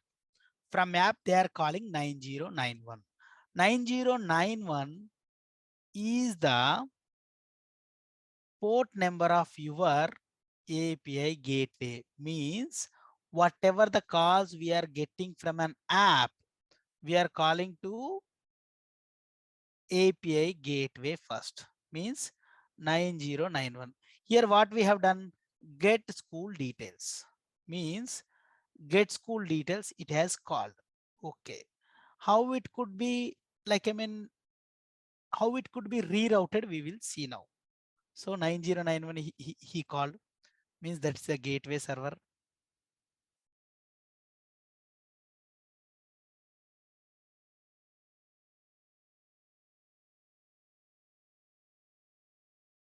So if someone is calling get school details with a particular school name, these get students will be invoked. That is what we have done in my gateway service. Then we have printed this getting school details. Then get school details is calling another service using REST template. Get school details is calling another service using REST template.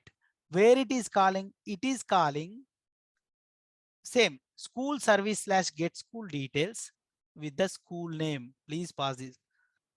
This call is came to API gateway.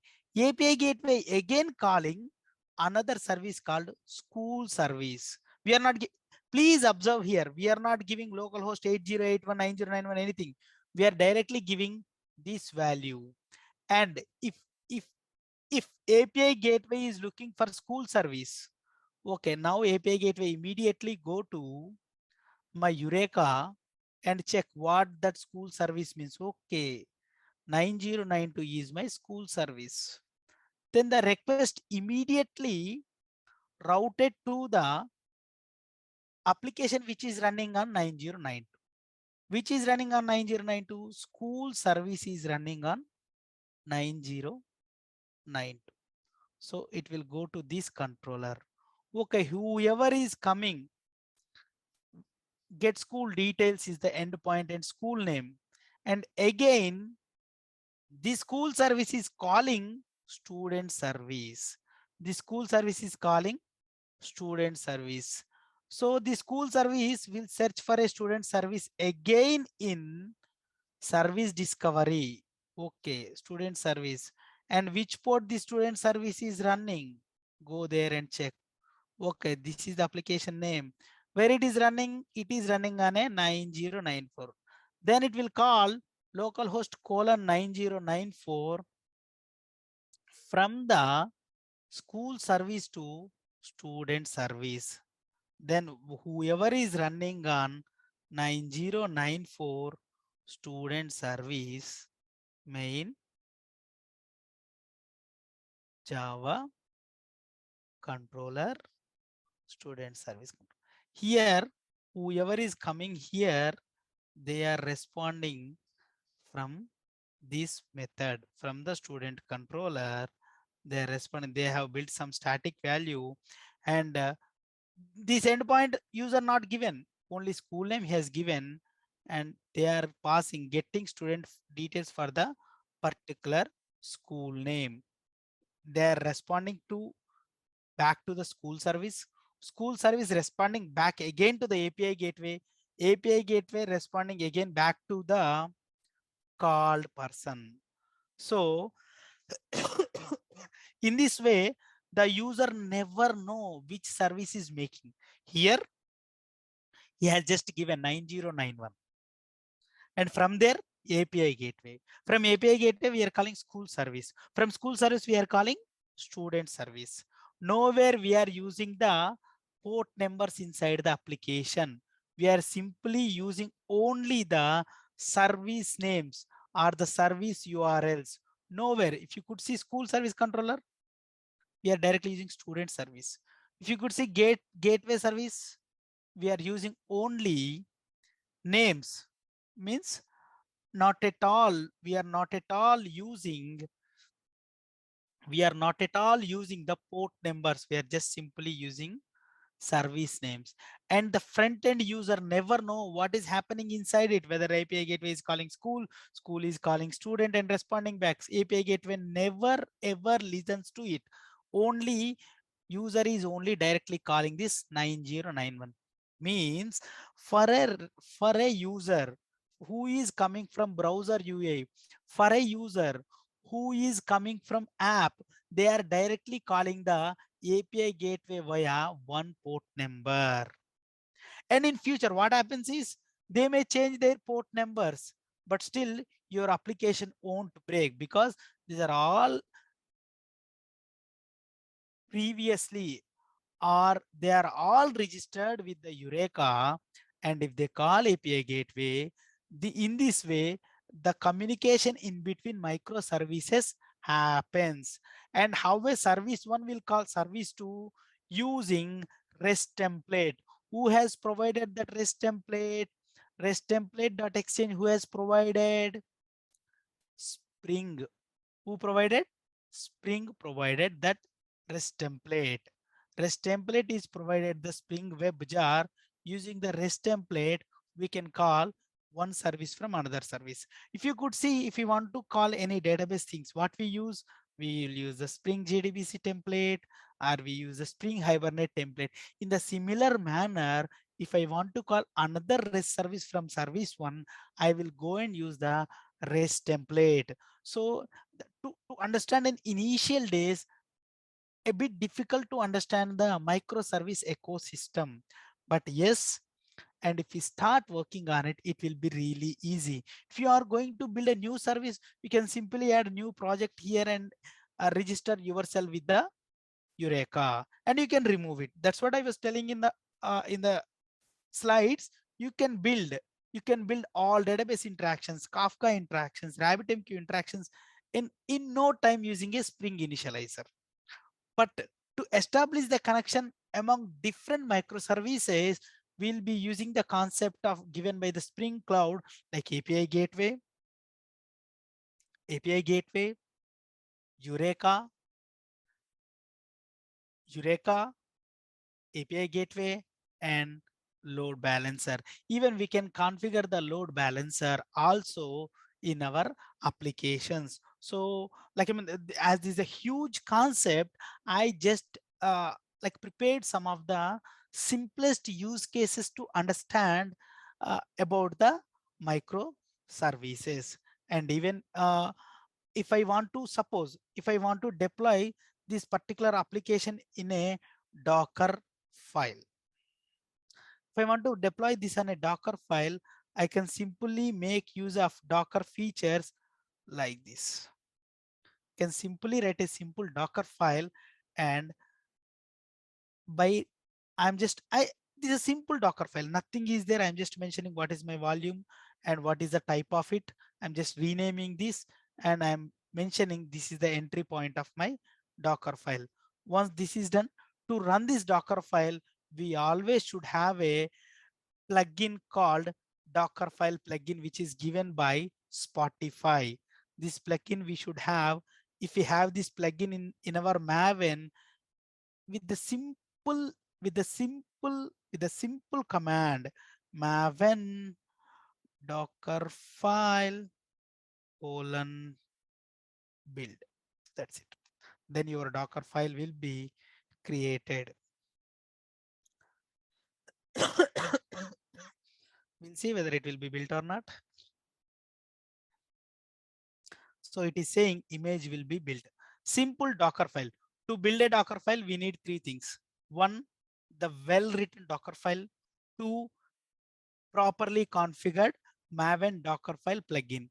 And how we configure this Maven Docker file plugin in the pom.xml, we will mention this.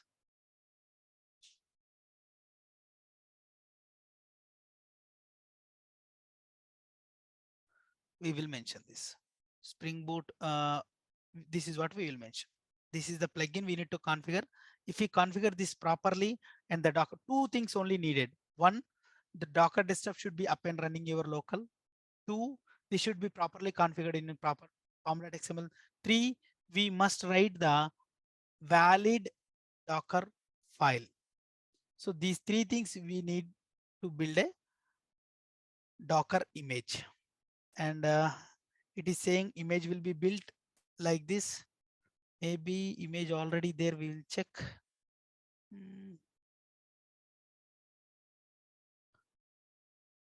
I think Kumar for Java training, not Spring Boot app. The app name, the image name is, what is the image name? No, this is already there, but let us see. It should build a new image with the same name, Spring Boot app. So this Docker file will be built in layers. In the detailed class, we can discuss about this Docker, but just now I'm just showing how to build a jar with the simple command. Step one is done. We'll see what happens. And if something is there, I will remove the existing image. I don't know whether will it, no. It won't allow me to remove because it is already running somewhere. Then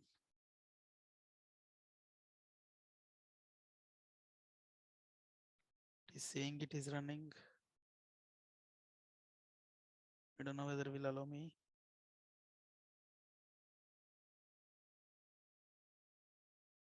We'll see what happens.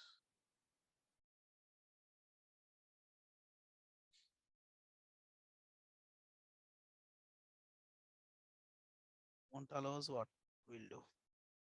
Build in a different way. Build success. Successfully built Kumar for Java training Spring Boot app.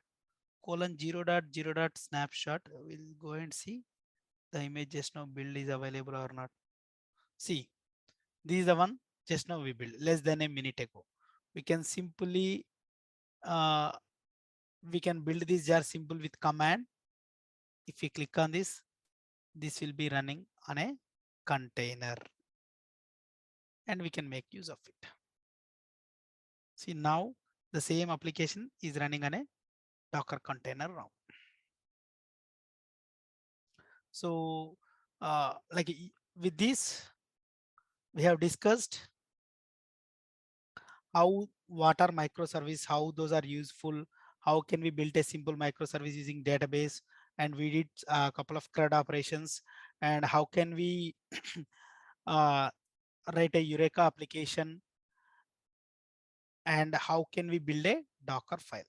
So these three things we discussed. So as this is a workshop, I cannot talk from the basics. So I tried my best to explain how to build a microservice. As this is a like 30 to 45 days plan. We can understand it. We can understand it easily if we start practicing about it. So in this way, we can build a microservices. We can build Docker images of a particular microservice. I am not going to tell about the deployment of these microservices now. So that's it. That's it for today. Anyone have any questions? Please ask. If you raise the hand, then I will unmute you. Shreyas, do you want to talk?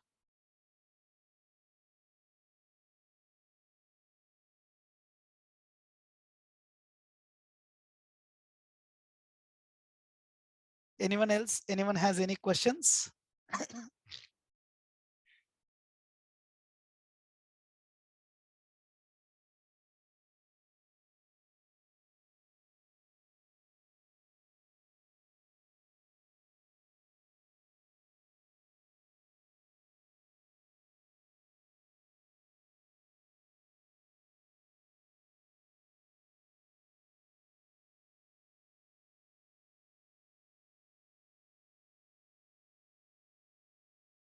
Yeah, Anusha, you may talk. Want to ask anything? Sir, actually, we are using API gateway, right? Yes, yes, In real time, we'll be using API SG yes. or We'll be yeah. using API Like, gateway real time. we can we use other gateways also? Hmm? API G we can use other gateways also, but based on the configuration, like now we are using the simplest gateway for the explanation, which is open source. But we can use any API gateways which are already available. Okay.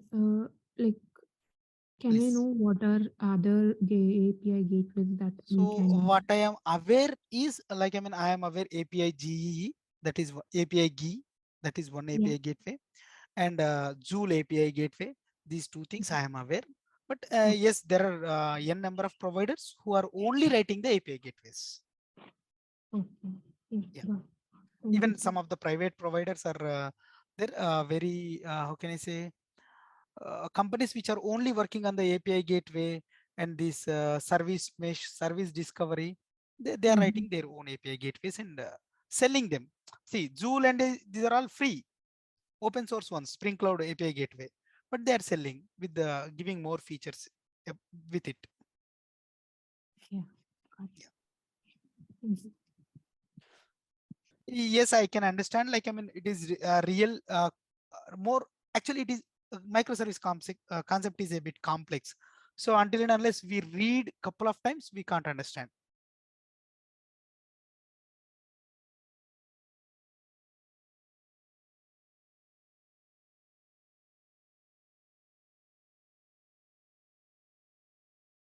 But because of the complexity it has a huge demand in the industry.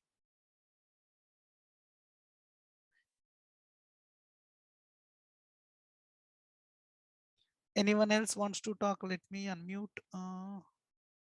Srikanth, you want to talk? Yeah, Can, yes, sir. Yeah, please. Yeah, can we get the code of this whatever that you have showed us today? Can we get I can give you. I can give you, not an issue. I can give. You may get in touch with them. I can give the code, not an issue. But we can build it on our own. It's only a couple of lines. I can give you.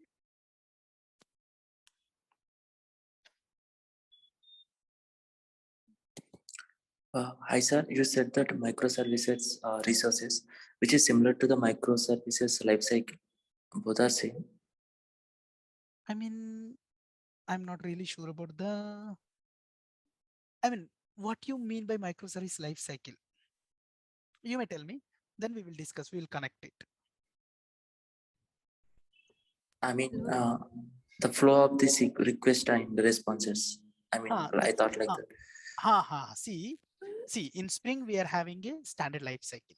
But for microservices, we won't be having a standard life cycle because if I put an API gateway in between, the request will be forwarded from API gateway to uh, service discovery. And from service discovery, if it has 3 to 4 instances, it will be forwarded. And if there is no instance, only one instance is available, then load balancer will be removed. See, if I have only one instance, then I don't need load balancer, no? Yeah, yes. So this is the request flow from browser UI. It is coming to the API gateway, API gateway. and API gateway from browser UI, I'm trying to call product service. Product So if I service. have two product services, then only load balancer comes. If I have only one product service, I really don't need load balancer. And anyway, these are all linked to the service discovery. So like, I can tell you one example. There is a school. Security Okay. guard is there. 5th class boy came into the school. Security guard will check. Security guard means the gateway.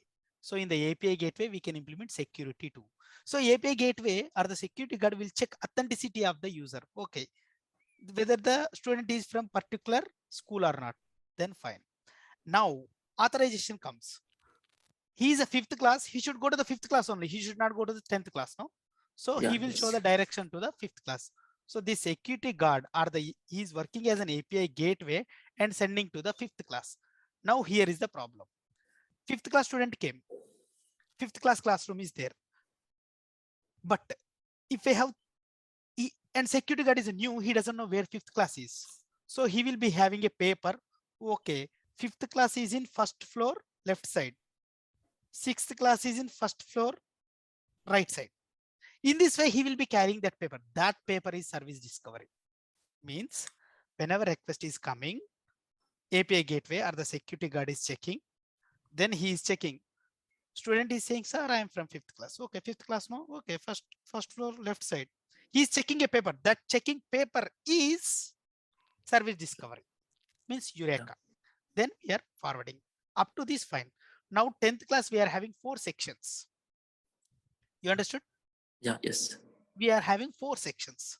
Now request came to API gateway. So in API gateway, for 10th class, he's seeing 4 instances. I mean, in API gateway, he's a 10th class. 10th class means he went to the, where he went? He went to the service registry. He could see 4 classrooms available, first floor to second floor to. Then the load balancer comes into the picture. Okay, means no class should be full. Every class should be having equal number of students. That is the problem statement. That's why whenever new student comes, he will send this new student to the load balancer sheet. Then he will immediately open the second sheet in load balancer. In the load balancer sheet, he could see section A 50 students are there, section B 50, section C 50, section D 49. Okay, he will send this student to this one. And again, new student comes, he will send the new student to section A. Like this, he will maintain the load balancer. Means if I have n number of instances, if there is a need of n number instances, load balancer comes. Otherwise, load balancer won't be needed. You got me right? Understood? Yeah, Or do yeah, I need to? yes. Yeah. So student came, API gateway or the gate, and in general, most of the enterprise applications will implement security there itself. So authenticity means authenticity, authorization, two things. Authentication means whether he belongs to this school or not. He will check that only. Authorization means fifth class student should not go to 10th class. Fifth class student should go to fifth class only. So that's why security guard will make sure that he is going to fifth class only. So there is a way to go to the fifth class from first floor left side. So security guard will show you the way. You should go to this class only. You should not. And if you go anywhere also, he won't be allowed. So first floor left side, he will be having a list. That is Eureka. If you have two sections, then that is load balancer. I think I explained better. Yeah, yes, sir. Yeah. Thank you. Yeah. So this way only. Only remember this concept. If you know or understand the concept while writing, it is a cakewalk. We may be getting compile issues, configuration issues, but if we can understand the concept, writing is really simple. Hello, sir. Yeah, please. I have, let's say I have two APIs, not, there are two APIs which are hosted on APIM initially. Let's say mine is API A and the other API wants to migrate from APIM to APG. So if it is on the same APIM, using the load balancer, there would be no issue. But after changing from APIM to APG, API A will still call the API B with the same URL without changing. Like, how is that? Traffic routed from the APG to APIM back.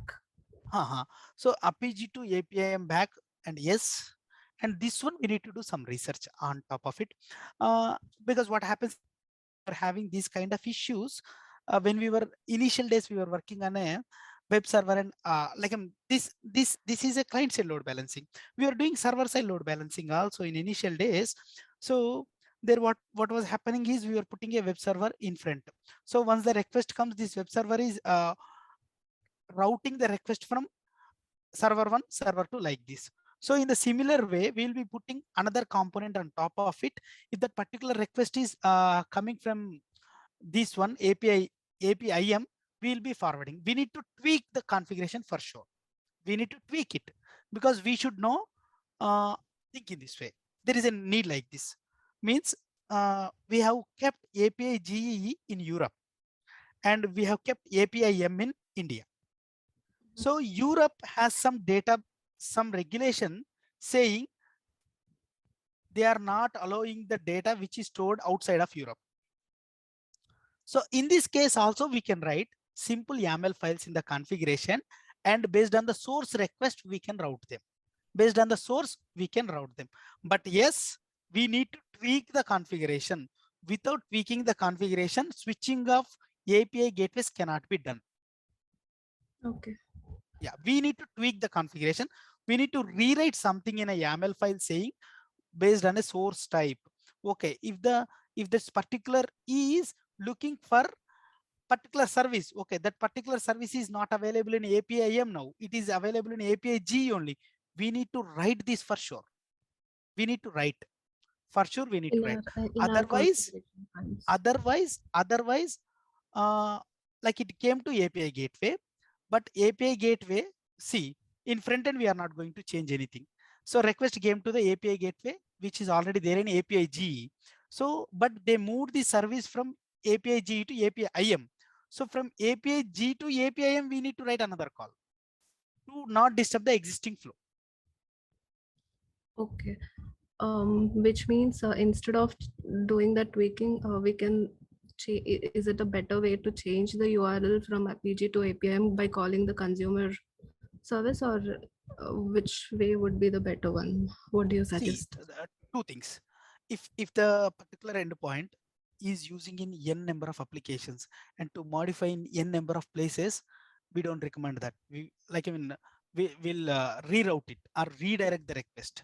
But if it is using only less number of applications, and it's better to go and tweak the configuration in the calling services. So it's based on the need, I can say. Thank you, sir.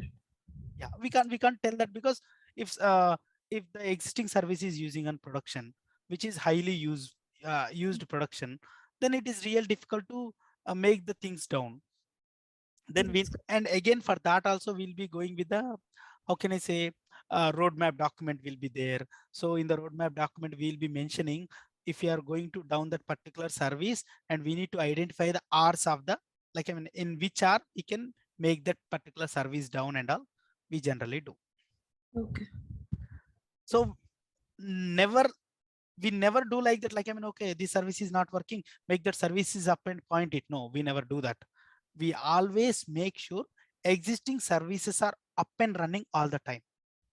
Though you moved from one API gateway to another API gateway, in production, every enterprise makes sure the existing API gateway is up and running for some time until the second one is fine. So before swapping, we have to keep the Ah, back the previous keep one. the backup. That is true. Not only swapping, not only API gateway, anything we are going to deploy in production.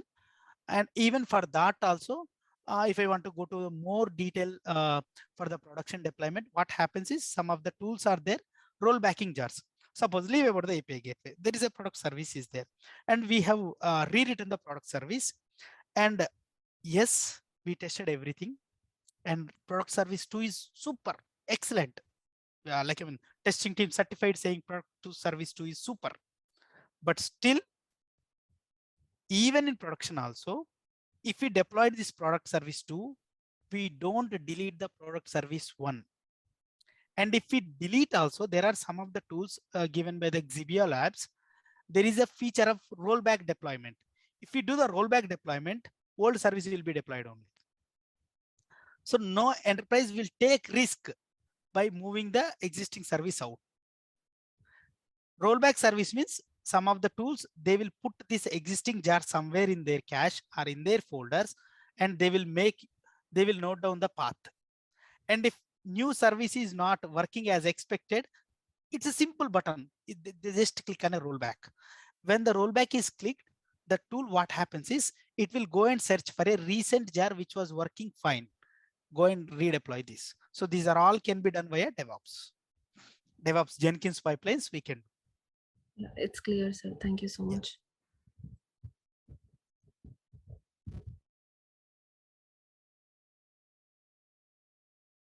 Anything else? As this is a workshop, I'm not going in detail because I do not have much time. If I want to actually this microservice, whatever I told, no, I generally take 4 to 5 days to write each and every line of a API gateway, school service, student service, Eureka. So I took 1 day. I generally take 1 to 2 days to write only API gateway and Eureka, because we need to understand it. Then you can write school service, student service, product service, customer service, n number of service on your own. But these two things we need to understand.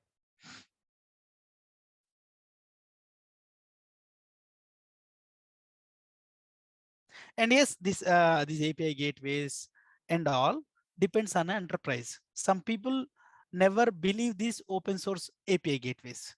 So again, after concept is same. That's why I'm always asking you guys to learn the concept.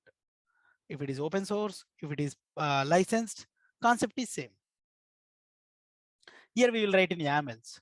If it is a provider given, they will give a user interface to give the key value pairs of a service and URL. Like that we can.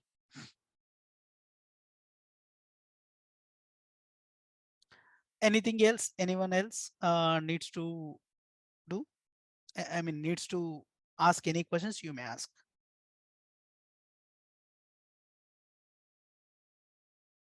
So in the real-time workshop, we are going to discuss about multiple things are there. I do not have the poster, but we are going to discuss about how to build the microservice, how to establish the communication between microservice using Rabbit, using Active, how to talk these microservice from microservice to Mongo, from microservice to H2, from microservice to MySQL, and where we are going to actually using the Zipkin. These are all the things we are going to discuss in our real-time project sessions. We are going to discuss all these things. Let me read out.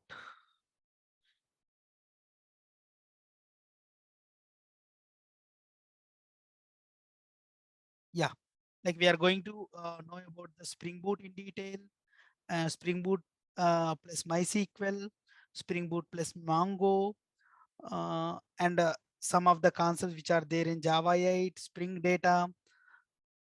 These are all the things we are going to touch. Spring Boot plus Rabbit, Spring Boot plus ActiveMQ, Spring Boot plus Kafka, Spring Boot plus Zipkin. These are all the things, whatever are there in the microservice ecosystem, we are going to touch each and everything for sure.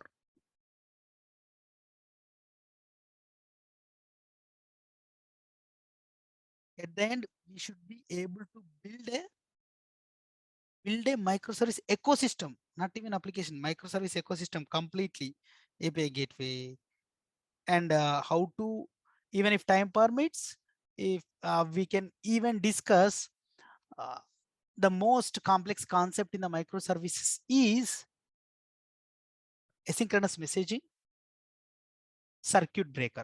These two things also we are going to implement in our real-time project. Even how to deploy these applications in cloud, how to auto scale them up. These are all the things we are going to discuss.